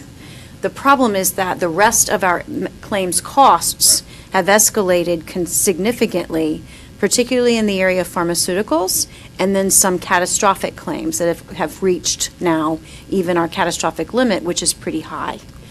And remember that we've not had any changes to the health plan itself in terms of premium increases, changes in deductibles, out of pocket, or anything in 4-year period. That's unheard of in today's world with what medical expenses have done. So it's something that we're looking at very, very carefully. Fortunately, the board was in a position these last 2 years to infuse that extra $3 million into the Health Trust Fund to keep it at a reasonable level, because remember, we're self-insured, as you well know, hoping that some of these medical claims would start to go down as a result of the work that we're doing in the Wellness Center. That's not occurred, and so those are some things that we're going to have to look at as we consider what changes need to be made in the plan. All right. Board, I'd like to... And I'm not going to beat this, but just one more thing. You asked what would I propose. Just I'm sitting here thinking that we have a consultant that we pay to help with this. They need to be, they're the experts. They need to be one of the main ones digging in to help us figure out what's amiss. All right, understood. Mr. Wheeler, you're right. Yeah. When is the contract up with the Florida Hospital? 3 years. We're into year 2 of a 3-year contract. I think that, A, we want to talk to them, and B, we may want to consider an RFQ or RFP and let people know this is what we're spending. We're looking for the same level of service at 80% of what we're spending. I'm sure, it's $3.6 million on an annualized basis. That's close to $3 million right there for somebody. I'm sure somebody, would like to get that revenue and provide those services, and if we can save some money, there's nothing immoral about saving money. Mr. Booth? Yeah, when this was presented to me, when I had my initial meetings with Mr. DeBoard, and at the time she was with the district, Haddix, Ms. Haddix, we discussed, I was shown the presentation of the numbers from Polk County and how their first year numbers went way up, and then it wasn't a 1 year, I think it was about a 2 to 3 year period, then that's when they started to trim below the line from before. And I guess, and while I am concerned, certainly the same way you gentlemen are, I guess what I'd like to see from Mr. DeBoard, and it's a shame he's not still here, is are we still matching that trend of our neighbor to the west in Polk County? And I know there's some other, with escalating costs and all that, but taking that into consideration, these were the things that were discussed with me, that we would see more catastrophic because we're going to actually catch things that people weren't going to the doctor for. So I believe if we're catching those things now, if we're catching things early, and we're preventing catastrophic care 5, 6, 7 years down the road, then we'll see the benefit of this. And I'd just like to know, are we still kind of matching that trend that Polk County saw? And Florida Hospital does meet regularly with Sarah, Ken, and me, and our Gallagher consultant. Quarterly, I will make sure that we provide that information to the board as well, and we will ask Gallagher to track that trend and do a more complete analysis for the board. Thank you. Pretty brief. Sorry. Tim? We made it to Get the last 7 o'clock, one. too. Get the last one. Yeah, and Dr. Pace, just so you know, what I'm really commenting on board is it's not reactionary to where we are. We, as you pointed out, Mr. Booth, we anticipated some of this. What I'm saying is that it's a big conversation that we can't wait to have. And even when we think about the timeline of our contract, I know how this board thinks and operates, and I know the type of skill that you bring to the conversation. We need to have a holistic conversation sooner rather than later about what our overall strategy is, not just for today, but a year from now and 18 months from now as well. And so my point is, I don't want to end up, year 2.5 into a 3-year contract before we're starting the conversation. I want to be well ahead of this as opposed to in line with it or even catching up to it. That's my main point. If it's the board pleasure, I would recommend a full workshop on this particular topic, probably after the first of the year rather than in December because of where we are right now with timing.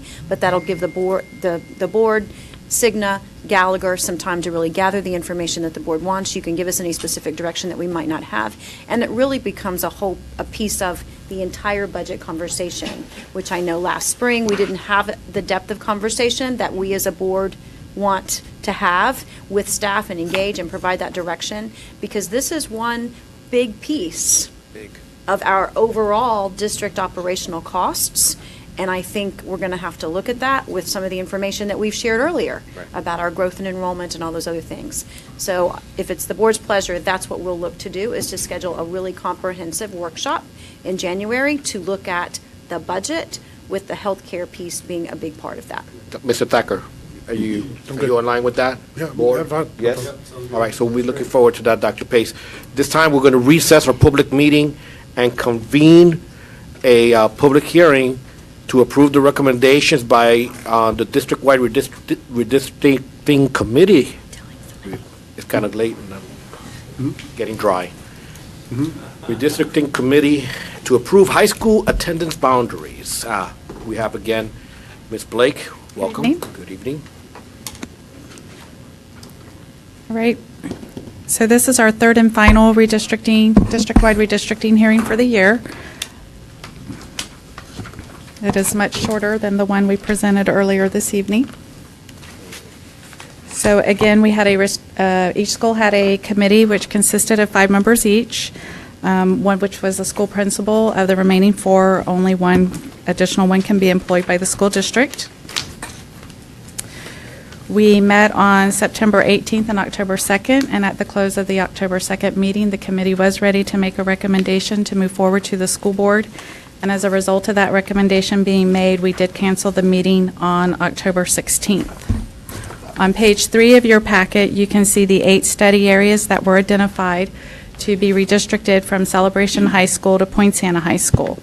There are 196 students residing in the area, 164 attend Celebration High School, and 32 elect to choice to other public area schools.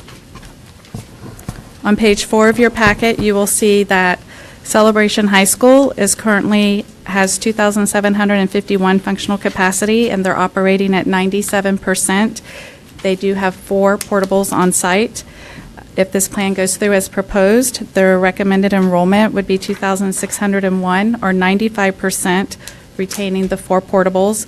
And at the end of 5 years, this number is a little astronomical, but they are expected to be at 3,084 students based on the current residential development that has been approved for their attendance zone boundary.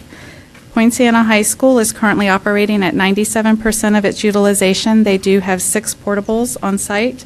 If the plan goes through, they would be at 2,328, or operating at 96%, retaining the 6 portables. And in 5 years, their anticipated enrollment is 2,641, and they would be operating at 109% utilization. Excuse me, Ms. Blake, I want to go back to something you said. I want to go back to Celebration High School. Yes, sir. The 5-year projected enrollment, is that with taking no action tonight or taking the recommended action tonight? Taking the recommended action. Thank you. The west side of the county is one of the fastest growing side, and even though we do have a large number of short-term rentals coming in on that side of the county, there is still an exceptional number of conventional residential development going in that will have this kind of impact on the school. So the recommendation of this committee is to move the plan forward, and again, with the most asked question by the handful of phone calls that we did receive was the rising juniors and seniors, and we are recommending again that the rising juniors and seniors be allowed to remain at their home school or active school right now, with an understanding they will need to fill out a choice application, and transportation will be provided by parental responsibility. And at this time, I'd like to turn it back over to the chair for public comment. Yes, at this time, if anyone wants to speak, just please approach the podium, state your name and address into the record, and you'll have 3 minutes, but again, I'm not going to hold you to that. Does anyone from the public want to make any comment? No? All right, then we'll close the public comment portion of this meeting and open up the board member comments. Mr. Wheeler. You know, since Celebration High School opened, I mean, I was there on opening day, and I've been very involved with the school, but since it's opened, my neighborhood has always been zoned for Celebration High School. There's some loyalty in the neighborhood, but considering that, I mean, my youngest is a senior now, and there's nobody here really who said anything, I mean, I was not in favor of this, but if nobody in the community has anything to say negative about it, then I'm going to support the recommendation. But it's a shame that, you know, I recognize that we've got to accommodate all of the growth, but it's tough for some neighborhoods to really build allegiances doing this. Yeah, Mr. Weissire. Just a question, and maybe it's more of a Mr. Clinch question, but with the Poinciana High School projected enrollment in 5 years, does that take in consideration the additional wing? No, I have not, let me look at that real quick. I do not believe I took that into consideration because the funding was not available at this time for the second wing. Okay. So let me look real quick.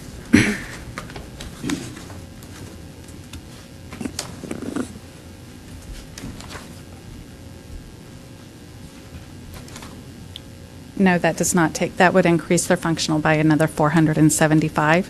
So right now, that does not include the second wing. It includes the wing that was built today, but not a second wing that we've recommended that's not currently available for funding. Yeah, and just for point of clarification for the public, the numbers that you've presented are the right numbers to present, and I know that. I just wanted for my own benefit, we don't have the money at this point to build a wing. It's a hope and a dream, and we may not get there. So that's, I want to make sure everyone's clear. These numbers do represent the reality of where we sit today and where we very well may sit in 5 years. And that is based on the residential snapshot we took last fall. We're just in the process of updating all of our numbers based on the data we're collecting now. So these numbers will just basically increase and be worse in about 60 days when we finish our new. Okay, Mr. Wheeler. I've got a question for Dr. Pace, and it's really probably somebody on your staff would probably be better answered, but I'm going to direct it to you. Seeing how we anticipate Celebration being over 3,000 students, and we know there's not a lot of sites on that side of the county for a new high school. Even if we had the money, there's not a lot of 50 to 100 acre sites out there. The question I've got is, what are the plans to expand Celebration High School? That is something that I probably would have to ask staff to address. From initial snapshot, I don't see that there is land at the Celebration site for expansion, even an additional wing. But we would be looking to add the wing at Poinciana High School, as Mr. Weishire has mentioned, and redistrict at that time. We're also hoping that some of the choice opportunities that we're offering will help us to alleviate some of that information. But as you know, right now, with both budget and land, we're restricted in terms of what we can do out there. Okay, thank you. All right. Board, is there Anything further? Questions or comments? Does this require action tonight? Yes, sir. I'll make a motion to approve. Second. All right, there's a motion to approve by Mr. Booth, second by Mr. Wheeler. So we take a vote. Board, all those in favor, please state aye. Aye. Opposed? Hearing none, the recommended action is approved. And that will conclude this redistricting hearing. Great, thank you very much. And we'll reconvene our public hearing. Mr. Chairman, I'd recommend we make a motion to approve items A and B under curriculum and instruction. Second. Okay, there's a motion to approve by Mr. Thacker, A and B, second by Mr. Booth. Just a quick comment, and I'm sorry, Board, it has nothing to do with that item, but Rhonda, thank you for all your work. I know how much time and energy you put into this and how difficult this process is, and I didn't want that to pass. I know the whole board feels that way, but we just went through two very significant things tonight, and I know you've worked diligently to make that happen. So thank Your you. backup was great and easy to follow, so Yes. I agree with Tim, thank you. Sorry, Board. Yes. Well, I'll just make a comment, with just everything that's going on with the growth, funding, what can I say about, our staff and Ms. Blake and everybody that works with her. 5 years in, I'm always impressed with the work quality, their explanation, the process, never cutting a corner, everything transparent. Really, I'm just proud to be a part of this. Thank you very much. But we do have a motion to approve A and B and a second already. Board, what say you? All those in favor, please state aye. Aye. Opposed? Hearing none, vote passes 5-0. Mr. Chairman, I'll make a motion to approve item on the Roman numeral 8, items C through G as submitted. Second. Okay, I'd like to have items C and D separate if possible. Thank you. Okay, I'll make a motion to, I'll amend my motion, and I make a motion to approve items E through G as submitted. Second. All right, so there is a motion to approve under Section 8, items E, F, and G by Mr. Wheeler, a second by Mr. Weissayer. Discussion. Discussion by Mr. Booth. Yeah, how's Tanya going to handle that on board docs? She will. All right, I'm I done. have full confidence that she will. Call to question. Okay. So enthusiastic about it. I know that it will work out. All right, so, all those in favor, please state aye. Aye. Opposed? Hearing none, vote passes 5-0. Mr. Items Chairman, C and D. I would make a motion, and just for clarity, Ms. Thacker, individually for each? We'll put them together, right? Okay, I'll make a motion to approve letter C under teaching, leading, and learning. Second. If it answers all the questions, D can do. All right. So we got a motion to approve C by Mr. Weissayer, second by Mr. Booth. Mr. Thacker, you have any? Yeah, I've got questions on both these applications. I believe that the persons making the applications are present. They're here. All right, so want to hear the question first and then choose who's going to show up to the podium? Yeah. We have representative from Yes, you do. Academica. If anybody will, members of the governing board will please move forward so you can address some of the board questions. And again, this is a K-8 charter application that was submitted on August 1st, and the contract is a 5-year contract with a projected enrollment of 750 students. All right. Do we know the location, Dr. Esposito? The location, please. Please, you got, if you like, you could come forward to the Whoa, podium. What's happening? What's going on? Yes, come over. Twilight Zone.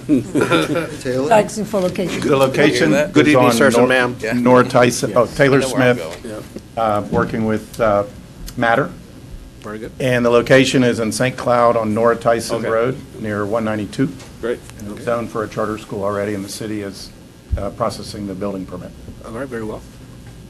Board, any other questions, comments? This is just on C or C and D? Oh, Just see. Okay. I guess my question on these charter schools, based on a lot of things that have happened in the last 6 months, I kind of feel we need to take a much harder look at the charter schools than what we have in the past on the applications. Excuse me, my issues are not particularly with Mater or Matter in this case, but since these are the first two applications that have come, I am going to ask the questions. And one is, I'd like to know what the difference or the uniqueness of this charter school is in comparison to our traditional public schools here.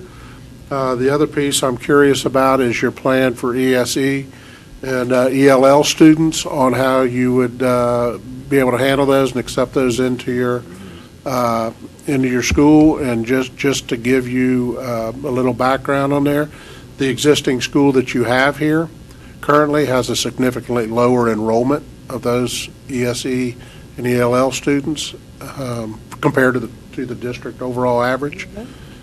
So. Very well. Okay. The first question?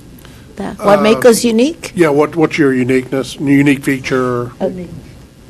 Matter Academy has been around for 20 years in other parts of Florida, particularly in South Florida. It's a very successful group of schools. We're very, very college prep. The fact that the first Matter High School at this point graduates 98%, all of our high schools are at the 98% graduation rate, 94% placing students in college. We're very proud to serve a minority population in all of our schools. We're over 90% minority in every Matter school. Our free and reduced lunch average is about 78%. But basically, it's a very rigorous curriculum in which we believe that everybody will succeed, and we prepare them for that. If it needs extra classes, that's what we do. We offer from the intensive classes to the gifted classes, and as far as ESC and ESOL, we are a lottery type school, and it's a blind lottery. So sometimes the students that come are the ones who apply. We can't force anybody, but we advertise to all, and we serve all students. Our ESOL population is pretty high. I think even at Brighton Lake, we have a very comparable. The school in Osceola has a high level of ELL students. We are expecting to have like 11% ESC, which is the average in Osceola, but it all depends, I could say, who applies to the school when you go in the lottery.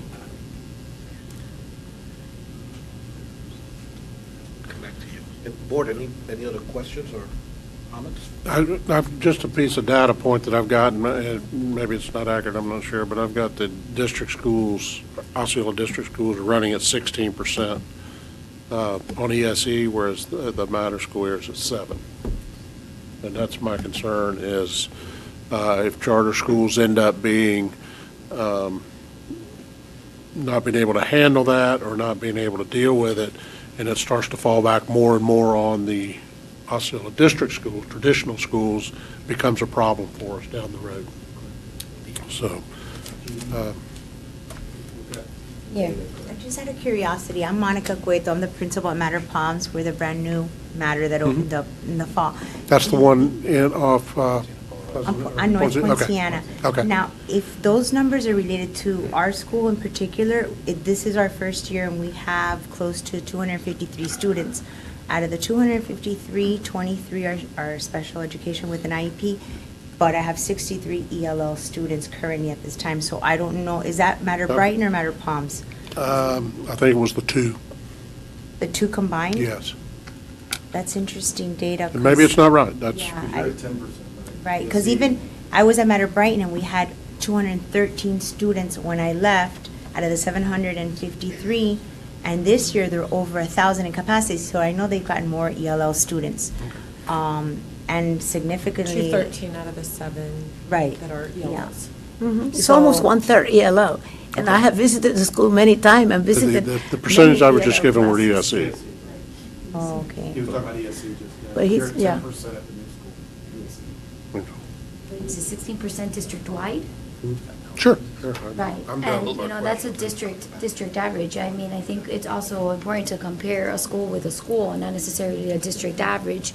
But at the end of the day, Matter is committed to serve all students, Right. whether they're ELL or ESC students, and whoever comes into the door and is accepted into a seat, we will provide the services that they need with an adequate education to help them, be successful, no matter what's on their IEP, no matter what the ELL student needs. So we are committed. We have countless schools across the state of Florida with all types of students, and we service our students. We don't discriminate. So we have our track record to show that if we have students, whether they're ELL, SPED, gifted, or just average of the road, we're going to service them and help them reach their potential. Mr. Booth, the light is on. It is. Sorry, I was actually using my cell phone to try to search up something. I was looking for the statute because the statute states something about innovation. Is that correct, Dr. Esposito? So I guess maybe I would ask just what's your innovation that would be different than a TPS? And I know that's what Mr. Thacker just asked. Okay. For one thing, we have, our innovations kind of change with the time. It depends on the school, it depends on the place that we're at. At this point, all of our schools are very much into the science, the STEM, and that which is science, technology, engineering, mathematics, and we are really, really strong on that. As a matter of fact, competing in Miami-Dade County, the current high school, there are only 7 high schools that have the gold designation. One of them is a matter school. There are 2 middle schools with a designation. One is a matter school. And our elementaries are all entering into the competition. We are very big, and I know you use it here in Osceola, but we are very much into the project Lead the Way. We have trained our teachers. We are doing it from kindergarten, which they don't do that in many districts, because that's what we feel at this point that is needed to prepare the students for the workforce. We also are very innovative in our high schools. As I could say in the school that we are graduating students with Associate of Arts degree. Last year of a graduating class of 498 on the original Mater High, 88 students got Associate of Arts degree from Miami-Dade College. We integrate dual enrollment and advanced placement from the get-go. All of our middle schools offer 2 or 3, and some students even 4 and 5 opportunities to get high school credits at the middle school. I think that one of our innovation is that K-12, the fact that we have vertical teaming from kindergarten to 12th grade by subjects, that the teachers meet from the different schools and plan together to prepare the student from one grade to the next. And basically, we are a successful group of schools. Majority of our schools are A's, very few B's, and we are very welcoming. We love people to visit our schools. We have demonstration schools among the Mater School. Thank you for your time. I have one more question. It's a short one. Where does the name come from? Okay, believe it or not, it is mother in Latin. Many years ago, there was a place in Little Havana and in Hialeah called Centro Mater, which catered to it's a preschool for poor families. It was a free daycare, and it still exists. It's one of the best in the nation. It's nationwide recognized. And they decided that they kind of wanted to have a school, an elementary school, and obviously they couldn't do it any other way, and that's how the first Mater School started in 1998. Great. Thank you. I appreciate that. Great question. That was a good question. You enjoyed answering You had the that right one more. person here to answer it. Mr. Weissire. Yeah, I just want to follow up on Mr. Thacker's question, and Mr. Booth for that matter. They are asking the right questions and making sure that we're serving the student body of Osceola County in the most comprehensive manner is an important thing. And I would say that it's something for you to be very mindful of, that the board is also very aware of. And when we look at the numbers that Mr. Thacker was mentioning by way of the number of ESC and even the ELL component, we do like to see that there's uniformity and that all students are being served across the district with parity. So I would just put that out there for you, that the board's asking the right questions and are keyed in on the right things. And as you know, the board has sent a message to the entire school district that we want to make sure that all of our schools, and that includes charter schools, are operating at the highest possible level. And so what you're seeing is a board that's been open and accepting and collaborative with charters historically, but also is looking at all of our schools and our superintendent and saying we need to continue to raise the standard for our traditional schools, while we're also looking then at charter operators and saying if you're going to be here, we expect you to meet the spirit of the law, as well as making sure that you're continuing to raise the standards as well.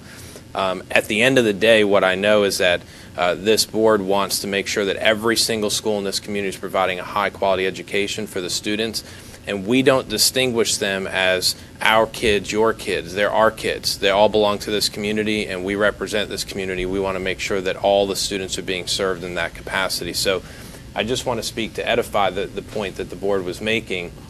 Obviously, I made the motion. I speak in favor of the approval of this, but I think it's important that we send the right tone and the right message to anybody that's going to come to this community to say, I want to operate a school here, is that we welcome the partnerships when they're true partnerships, and we welcome the collaboration, but we also look for the rigor and the excellence to take place in the learning that's happening every single day at the school.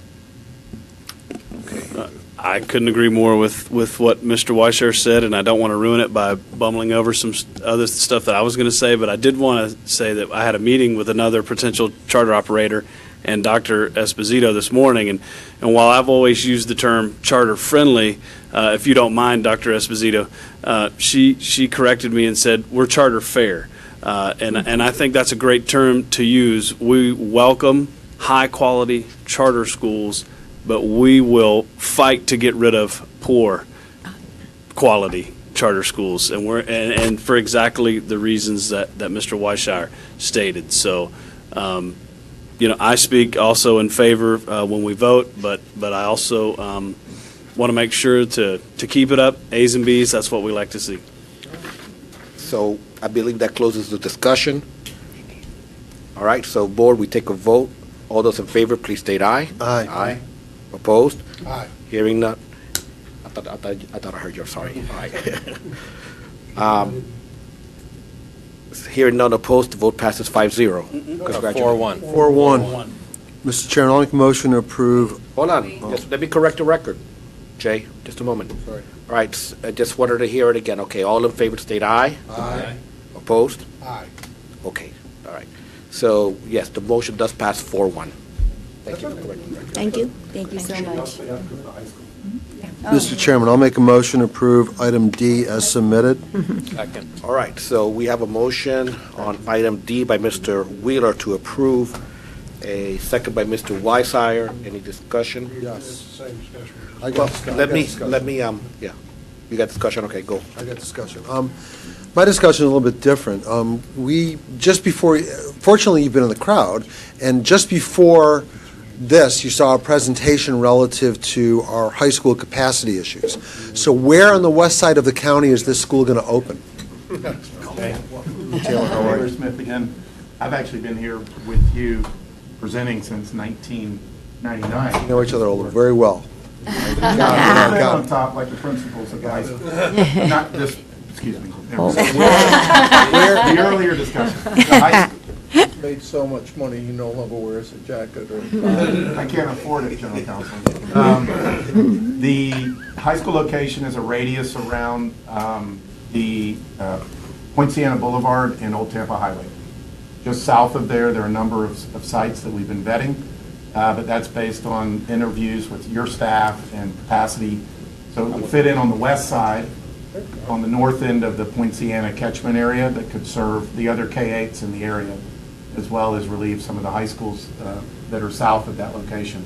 But that's an area that has capacity on the roadways. It has some nice pieces of land that we can have soccer fields, multi-purpose soccer and lacrosse and football, and also baseball. How big a piece of land you're looking at? 18 acres to 40 acres, depending on what's in, on the existing circulation and on and off sites for circulation. And what do we anticipate the enrollment will be when it's fully built out? Okay, the final enrollment will be 1,400, but we're going to start with 9th and 10th grade only, which we always do in our high school. Sometimes only 9th grade, 9 and 10, depending on the construction and where we are. But the final will be 1,400 top. So you're going to have a marching band, a football team, Oh, yeah. a theater. My former high school, the Matter, was #1 band in the state of Florida, okay? And we competed it nationally. Yes, football is not doing that great, but we compete up to regionals. We never made state, but. I have a question. Thank you. That's all I've got. It seems to me, I actually have the same question Mr. Thacker had. It sounds like pretty much the high schools that we run. What is going to be unique? If I'm the parent and my child, why am I going to choose a charter school over what we have right now in our public school system? Okay, I think it's several issues. One of them is that we had tremendous effort in getting the best faculty possible. That is not what you're going to decide as a parent, but you look at our schools, and for whatever reason, people like them a lot. We have a very good reputation. We're placing students in Ivy League schools, and we are located in areas of the community that don't traditionally do that. Our college, I would say that what makes us very unique is the college-bound philosophy that we start in the middle school into the high school. So, all right, so you're basically saying is that the parent is going to, by sending their children to this high school, their probability of the child's success, they can pretty say, I could send them here because it'll be a higher probability than the public school system. I don't necessarily, I think that there are good schools. And that's okay to say that. No, but I don't say it. I come from the public school. I work at the public schools for many, many years. There are many, many good high schools in the public school. There are many good charter high schools. There are public schools that are struggling, and there are charter schools that are struggling. The matter schools are doing very, very well in the high schools. We have a lot of people with experience running them. We meet as group of principals. We have very rigorous idea. We follow the breaking ranks of the National Association of Secondary School Principal. One of our middle school is a model, it's a breakthrough school, and we have presented as breaking ranks because we are in communities that don't necessarily send 90% of the students to college, and we're doing that. You know I what? think that's what makes us unique. That sounds great. You know, I have 3 years left of my term. I have high expectations now. I mean, it's not just enough that a charter school pops up so it could just be a simple alternative. There's got to be more than that, and I think that's what the board has been, that's the position that we're taking, because there's so many things that are happening. If I can add to the innovation, I think when we say innovation, sometimes people think a specific program, but I think innovation is so much more than that. And one of the pieces that Matter brings is a very strong network. You know, we are across multiple counties, best practices shared, and we meet. We go on to each other's campuses. Yep. I've already visited the campuses here, and I'm from Homestead. Well, we're very interested in that innovation of what is different and what is it that our students and our parents can expect. But that they could say, honestly, they're getting something that's different and gives them a potentially better outcome. Otherwise, it's not really meeting up as to why, you know, charters should even be around. We want that. We want something that's going to excite the parents and it's going to be something different. I like what I'm hearing. I got to say that. I mean, it sounds very optimistic. You're very confident, ma'am. I see that you're a great leader. And for that same reason, I am very curious and hopeful. And of course, with our staff, you know that we'll provide all the support from our end to see you succeed, because these are all our students after all. By the way, I just forgot, because I did mention that not only is the project Lead the Way, we are completing on all the STEMs, but we also have a very, very successful Blue Ribbon school that is a performing arts academy within one of the big high schools. See, we want to see that. We have three matter schools. So we have to open the school and start. Well, like I said, I'll be around. These folks are going to get reelected. They're great board members. They'll be around for a long time, and we're going to remember this. We want to see that success. And it will happen. It will Very happen. good. We may even give you a blue ribbon here. We're very proud of having 3 blue ribbons out of 20-some schools. Okay. All right. Very, very, very good presentation. Thank you. Do you know, Tanya, got everybody's name? You got them. I got my light on, Mr. Chairman. Okay, Mr. Wheeler. I just want, first off, Mater has performed well, and they've got a good reputation. But on top of that, board, we need you to be successful. We believe every student that should go to an A school, and we want this to be an A school. But let's get realistic. I mean, we just had a presentation about student stations that we need, and this, you know, charters. We are very charter friendly, not because charter fair and charter friendly, because we need the student stations. I mean, let's just call it the way it is. If we were funded to a different level where we could afford to build the schools that we need, you know, I don't know that we'd be as friendly, but it's out of necessity. So with that said, we want you to be competing at the highest level so our students have got real choice.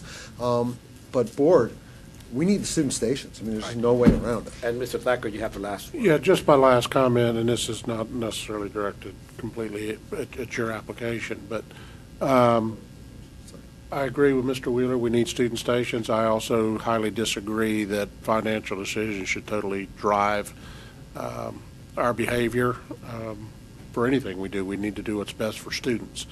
But with some of the changes in funding and some of the changes in rules, I'm okay with them. We're charter school friendly. We have great charter schools here. We have some not so great. We have some great traditional schools. We have some not so great traditional schools. So that is what it is. But to me, the standard, when you look at some of the things that we can't build a school without the DOE's approval on location or size or anything else, where a charter school can come in on day one and pick any location they want and build it. Now there's taxpayer dollars flowing through to that. We have to go through a big ordeal to determine where we put a school. We can spend $35 million building a charter school, an elementary school, and 2 days later, one starts right next door to it, a charter school.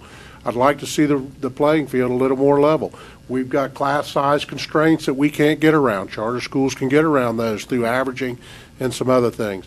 So there's some things that are greatly impacting our school district. You're being funded with public dollars. They are Osceola School District's children. And as far as I'm concerned, my standard of approvals is going to go up. So just where I'm coming from. Good. All right. So with that last word, we do have a motion to approve what is item D. Board, this time we'll take a vote. All those in favor, please state aye. Aye. Opposed? Aye. Okay, the vote passes 4-1. Congratulations. Thank you. Well done. Great presentation. Thank you. Thank you. We look Mr. forward to Chairman, I'd like to make a motion under Human Resources on our agenda for the approval of item H. Second. All right, so we've got motion to approve item H by Mr. Ricky Booth. A second by Mr. Jay Wheeler. Any discussion on H? Hearing none, we'll take a vote. All those in favor, please state aye. Aye. Opposed? Hearing none, the vote passes 5-0.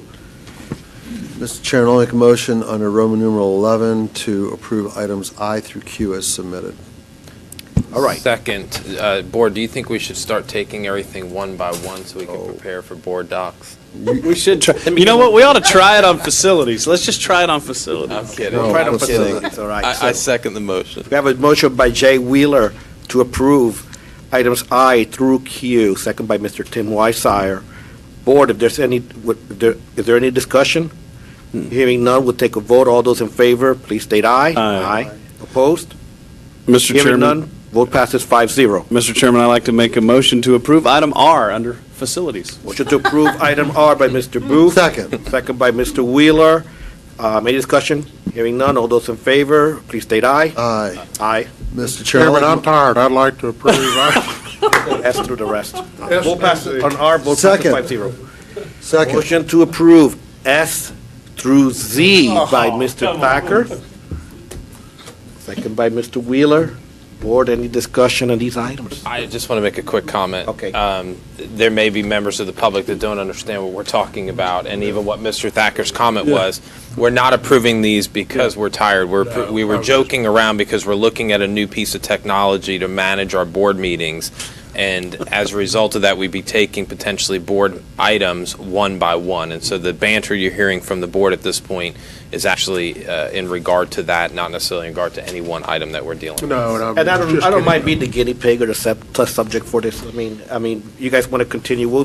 I'd rather we take S through Z, though. Yeah. I speak in favor of the motion. All right, so motion by Mr. Thacker to approve S through Z, second by Mr. Wheeler. Hearing no further discussion, we take a vote. All those in favor, please state aye. Aye. Opposed? Hearing none, the vote passes 5-0. And that brings us to school operations. Anything from school operation from Mr. Cox? No? Superintendent's recommendation? None? Attorney's report, legal. Yes, just two quick items for you. I will be sending you, I was able to pull up today a copy. Palm Beach filed on their own on 7069, so I'll send you the complaint. They appear to have limited in their complaint on attack solely over the requirement of taking tax dollars and giving it to charter schools for capital purposes. And they're asking the court to enjoin that, et cetera, et cetera. Second one is, if you remember, I mentioned to you, there's also a statewide class action against DOE on best and brightest. And they named well, the lawyers I spoke with who were the plaintiffs, they tried to move it in federal court under this strange theory that they would avoid serving all the districts if they could get the judge. Well, the federal judge today said, no, no, no. Basically, you saddled this horse. You're going to play by the rules, and now you have to serve everybody. So, sounds like fun. It'll be interesting because, candidly, I don't know what. I wouldn't want to have to deal with that. I wouldn't want to deal with that mess of as a lawyer, dealing with 67 counties plus the state. You're setting yourself up for one incredible nightmare. And so we'll see what their play is now. But I'll continue to deal with that and monitor it so we don't incur fees. Thank you. Thank you, Mr. Kuchenbacher. We have an executive session on the cases. I will call that later on very soon. We have superintendent's update. Board members, a couple of weeks ago in one of my board updates, I had made some recommendations to you regarding potentially spending any marketing revenues that we have towards some dedicated resources. In particular, I think it would be an opportunity for us to provide support for student academic teams, other teams that reach a national level of competition. We used to have some funds through the foundation to provide support for that. We don't. We still, of course, would encourage our students to have some fundraising, but to be able to provide some school board support for those kinds of accomplishments and academic endeavors. I don't think it's something we need to have lengthy conversation about tonight. I would ask perhaps with the chairs and the board's pleasure that we bring this back in a couple of weeks for discussion. If you have any other ideas, you can send those to me individually. I'll be happy to collect them, and then we can talk about it among the whole board. But as we look to potentially hire the coordinator for marketing the job description you approved a couple of weeks ago, that application did close today. I know that Dana and her team will begin conducting interviews. We just want to make sure that we can be transparent with our community about where those dollars would be spent. All right, thank you, Dr. Pace. We're going on, there's nothing on unfinished business. There's new business, 2 items. One is reorganization, but before we take that on, we'll go with the one that was blue sheeted and moved into the agenda. Oh, I put one on also. Board docs. Wait. There's board, I stand corrected. Hold on. What the hell did I do with it? I think it was just board docs by Mr. Wheeler. Oh, no, wait, yes, board docs. It was board docs by Mr. Wheeler. Let's get board docs out of the way. I'll be as brief as I can. Please. I have clearly been doing this a long time, and I've attended umpteen government meetings, city commission, county commission, all over the state. I've attended other school board meetings, and board, for better or worse, we've got as good an operating board probably as I've ever seen and this school district has ever had. I appreciate you always want to improve whatever you can, but I went through that board docs training, and I appreciate the trainer went through an entire menu of functionality, and it's up to us to choose what we do or don't want off that menu. I've seen integrations, implementations of SAP, Lotus Notes, and all kinds of other systems along the way, and I'm not convinced that all technology necessarily improves things and makes things run better. Board docs is something that I'm glad that we're looking to do something to improve upon. However, again, I would tread cautiously because we do function very well and our meetings do run very smoothly, and I just see it more as being onerous than something that's going to make it better and have us improve. So that's my 2 cents on. I'll support whatever the direction the board wants to go into, but technology for its own sake doesn't make sense to me. You know, Mr. Wheeler, because we just had that workshop on that training on board docs. One of the things that I was paying careful attention on, well, first of all, is that staff want this. They want to give this a shot. They've been training. I'm not staff, Mr. Soto.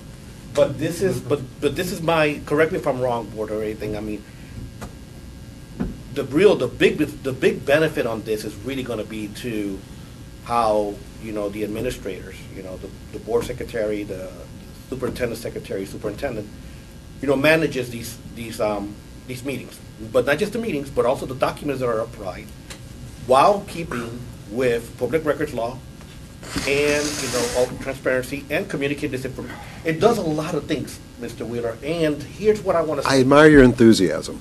Well, I want to share my enthusiasm. Thank you.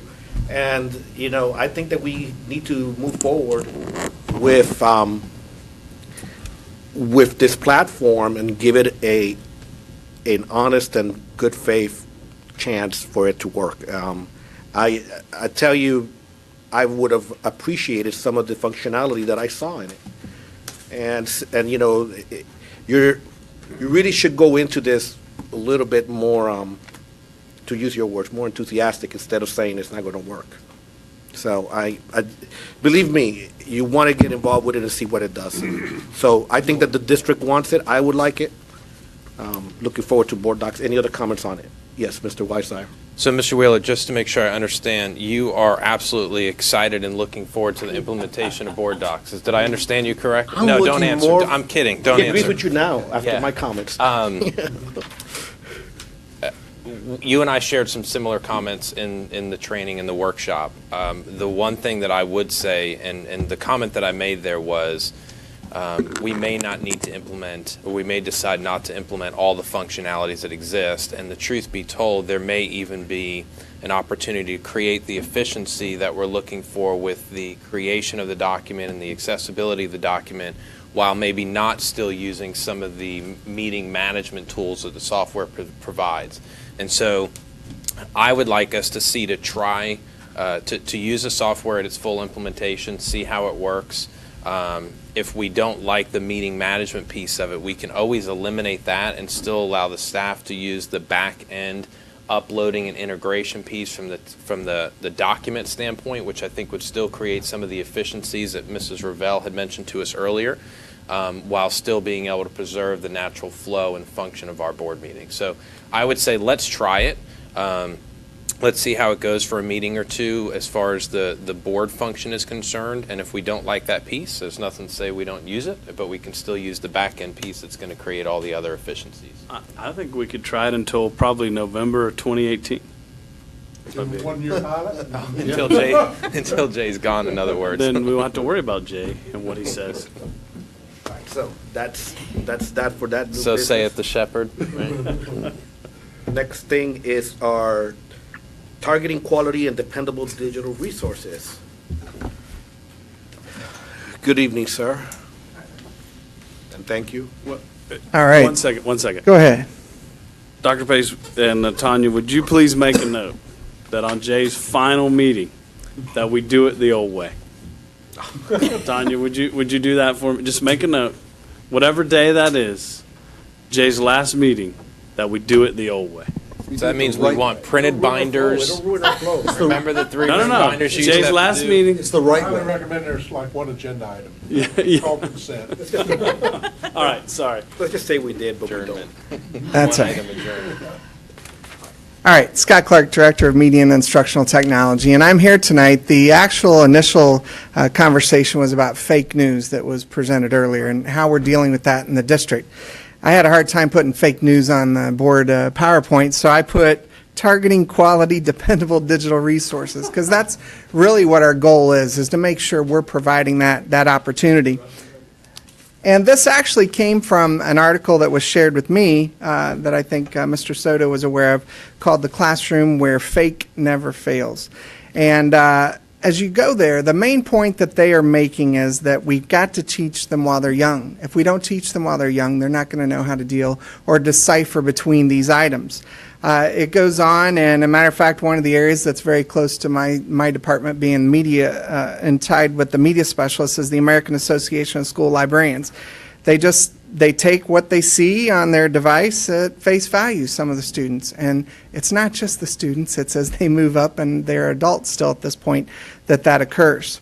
So as I was looking at that article, I went further. They have connections to other articles. And the one article that I popped into was one that included a lot of research from Stanford University. Mr. Soto may like that or approve that, right? And through Stanford, their researchers found that middle school students, They can't tell the difference sometimes between ads and articles. What's the most factual? Adults can't tell the difference. I didn't want to say that, but they were doing that research. They even find that high school students, they accept photographs as they see them. They don't really pay attention to how you can Photoshop and make those changes. And it goes on. High school students, they don't know fake news. They look at Facebook and they think everything that is on there could be true. It goes on with college students don't suspect potential bias. There are a lot of organizations out there that they are presenting biased items that aren't factual, but they think it's real. And then it goes on to say that most Stanford students couldn't identify the difference between mainstream and fringe information that's being put out. On the next slide, I actually just took two of their percentage things that they put out there, and they said that 30% of students thought a fake Fox News account was actually more truthful than Fox News itself. Your opinion can be held to that yourself as well.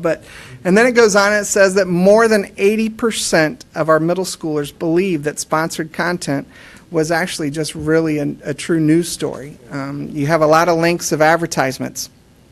So let's get to how are we as a school district dealing with this, and even across the state of Florida.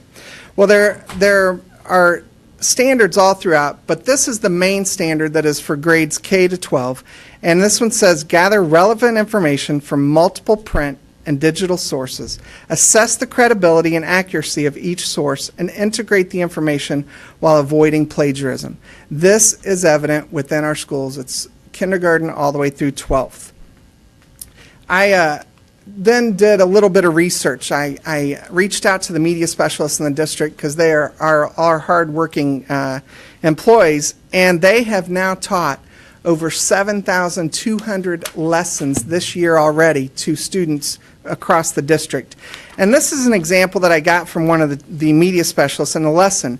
And she had this that she got from Newseum Ed, and they have a website you can go to and get an account. And they used the Escape Junk News is what it's called. And each of those letters stands for a certain thing. Like E for evidence. It wants to know do the facts that they're presenting, do they really hold up? This media specialist pushed this with the students to remember it. S, the source. Who made this, and can they be trusted? Then it goes on to the content. What's the big picture? What is it that they're truly presenting here? The audience. Are they targeting a certain group of students? Are they targeting a certain group of adults or races or gender? What is it that they're doing? What is the purpose? Is there a tactic that's taken place? Why was it made? Was it to try to convince people? Was it try to raise money? What's the purpose of that? And then the last thing is, what's the execution? How was it pushed out or presented?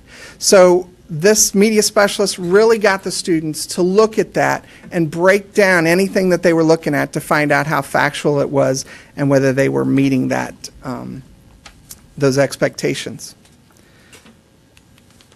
So then the media specialist went on and did this with her students as well. This is a website called breakyourownnews.com. You can make it look very realistic.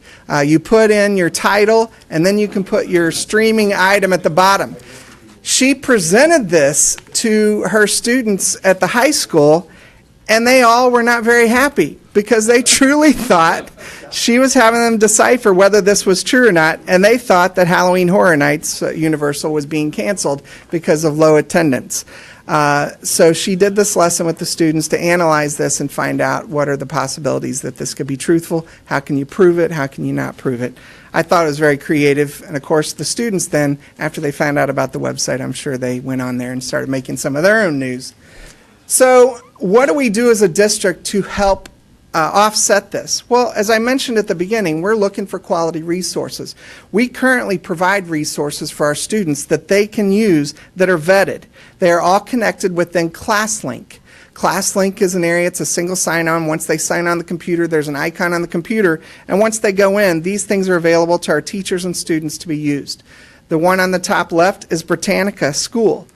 It's not your typical encyclopedia anymore that you're pulling off the shelf. We have that digital effect, Jay, that they can go and they can type in stuff and they can find really detailed information. And it's all vetted.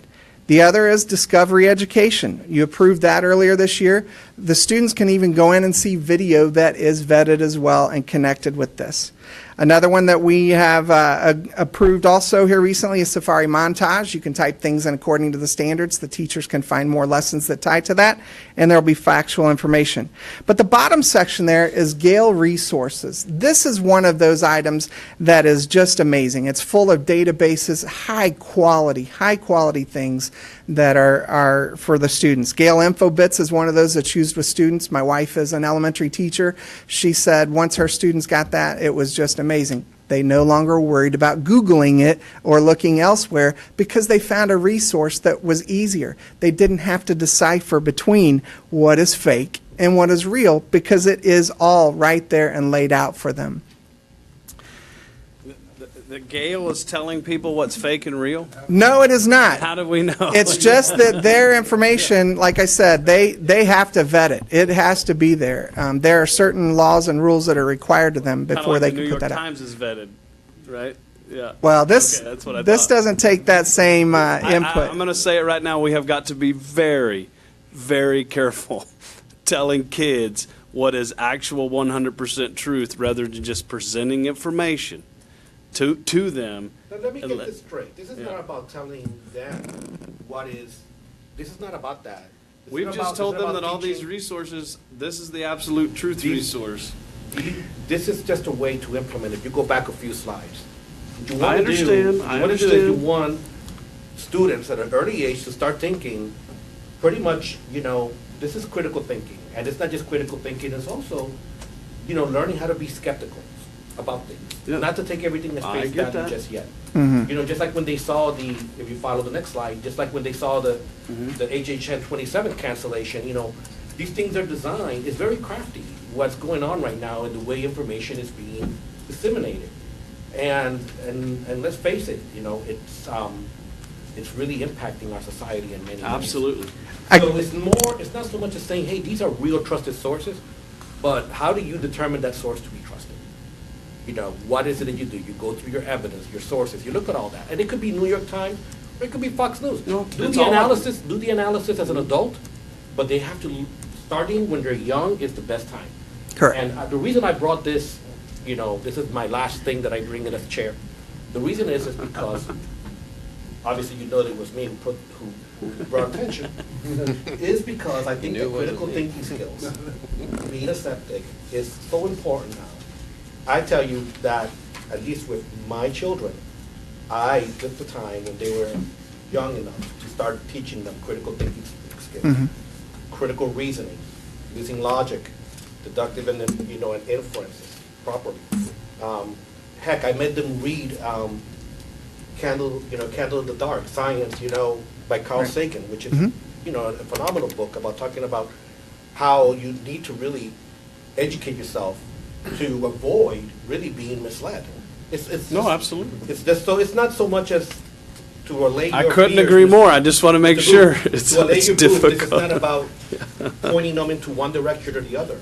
I This know. is about I get critical you. thinking skills, and it's in our curriculum. It's Correct. right there for us to do. Continue to do. And do you have a question, Mr. Weiss? Sorry. Yeah, thank you. I was going to wait. I'm patient. But I agree with the importance of making sure that, Mr. Soto, let me first say thank you, because I understand what you're wanting to accomplish with this conversation, and I value it, and I think you're correct for wanting to make sure that we have the right conversations about how we're ensuring that our kids are genuinely having access to quality information and being able to use those critical thinking skills and discernment to determine what truly is and what isn't a true source or resource. And I think we all agree with that. And I appreciate where you're coming from, and I agree with where you're coming from.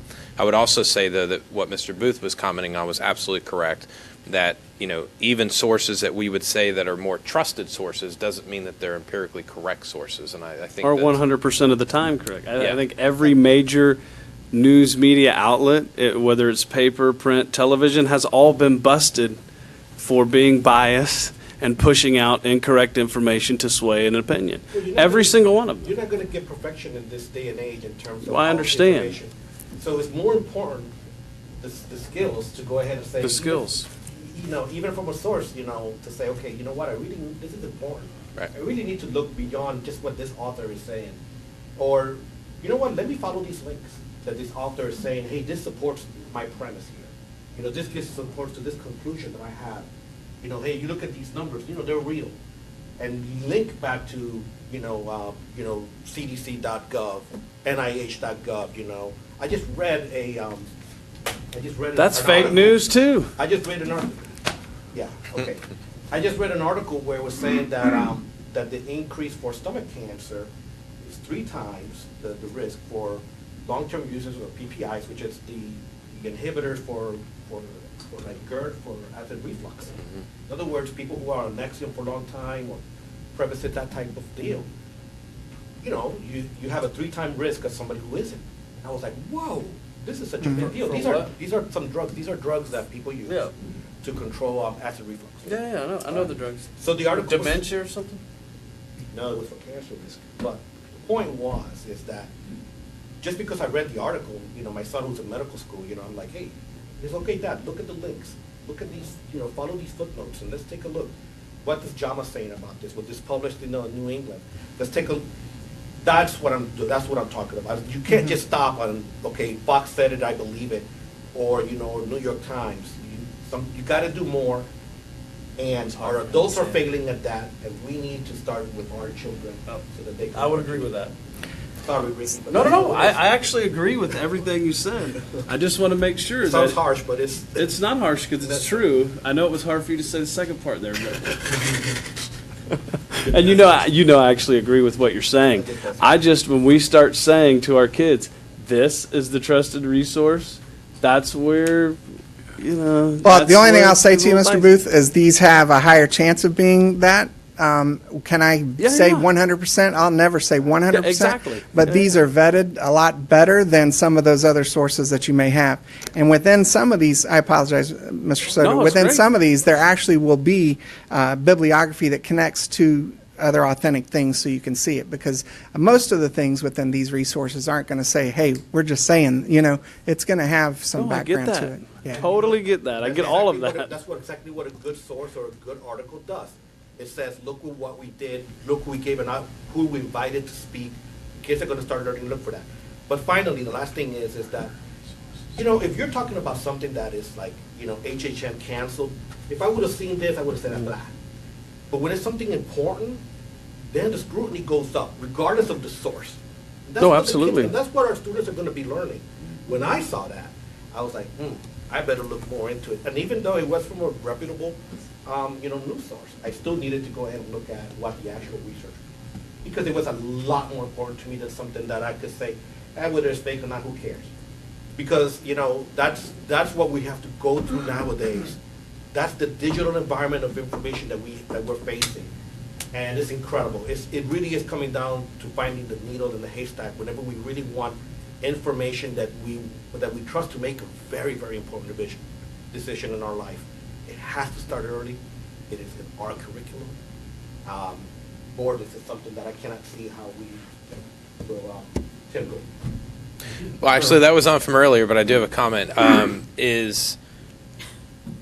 Thank you, Tanya. It's better when they can't hear. I'm kidding.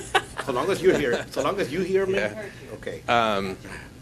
So I'll go back to what I was saying. I agree with what you're saying, Mr. I really do. But I think it is important, and you've heard me talk, you may not have, but others have heard me talk about this when we talk about textbook adoption, and some of the other things. The willingness for people to espouse their opinions in what would otherwise be considered to be trusted resources is more relevant in our society than people might be willing to admit. And I think the caution that Mr. Booth may have been hitting on, and I'm certainly hitting on, is to the extent that these are more reliable resources, probably don't disagree. To the extent that they're 100% accurate, I absolutely disagree, and I know you didn't say that. And the extent that we need to always be mindful and prudent and cautious about what materials we do and don't put in front of our students, and what we do and don't communicate to them is actual 100% fact or truth. is just as important. But I'm in favor of what you're saying, Chairman. I really am. I'm in favor of what this conversation is, and it's an important conversation because it's a very real thing that is impacting all of society, not just education institutions and ours in particular. So it's the right conversation again for us to have. But I could talk about things I've seen from sources that are just bad. Just got to look into it, and our kids are going to be learning how to do that. By the Right. way, And that's a good thing. other countries are already, they're putting their focus on this. They're having Like the this- government this is- control the messaging. This Yeah, is I what know. they're saying in their education system. It says, we're not going to wait. We have to, because they know their society really depends on, not letting this get out of hand. And it really is. It's already past that point, in my opinion. Well, the most important part is that critical thinking piece, as you said. And you mentioned something with CDC. So, not too long ago, there was a lot of conversation taking place around gun violence in America. And so I listened to some of the rhetoric and knew that it wasn't true. And so went back and did a bunch of research myself and went back to some original sources. And that is exactly what we need to be teaching our students. And I know that's the spirit of what you're saying is don't just take things on face value, but actually do the research and align yourself with people that will help you be able to do the research to get you to the truth of the information, not what society, the media, or social media for that matter may be trying to influence you to believe realities really are. So the critical thinking piece is huge. Right. So moving to the next part. There's more. Beyond resources is what we did for this year's Student Internet Safety Plan. And this actually is going to lead to more, probably, I think, Mr. Soto, of what you're talking about. And we had gotten approved this year, iSafe. And within the iSafe, we trained all the media specialists in using this. The first three items on the left side, and I know you can't see it quite in that picture, are things that are connected with our E-rate so we can get our E-rate funding to make sure that we are doing the required things to teach students. I had heard a story from one of the schools that within our district we were receiving some email phishing things that were being pushed out to our district employees that was coming through email, and it was phishing. There was a student that knew what that was from their internet safety lessons that they had heard at school that previous year. So that's a little bit beyond fake news, but it's still one of the serious points from this. And then connected with this within ClassLink, this is a sample lesson plan that is given that actually talks about website validity and reliability. And the students have this full-blown lesson that the teacher has available to them that walks them through that process to see what the difference is. It has some students go ahead and write a paper of everything they know about something, whether they know it all or not, they are to write it. And then there's another group that gets something that's a little more reliable, and the students have to decipher between what is actually real and what's fake. And that is pretty much the end of that, in case there's any other questions. Thank you very much. Excellent presentation. Bringing it up. Thank you, Scott. I'm highly skeptical of this whole discussion. Let me just. Is this a trusted No, news you were. source? I'm gonna need to vet this You're document. really quiet through all of this. Come on, man. I'm all for teaching a healthy skepticism at an early age. That's it. And critical thinking on how to research it and find the answer that you believe is right and balanced. Absolutely. It's hard. It's hard for me.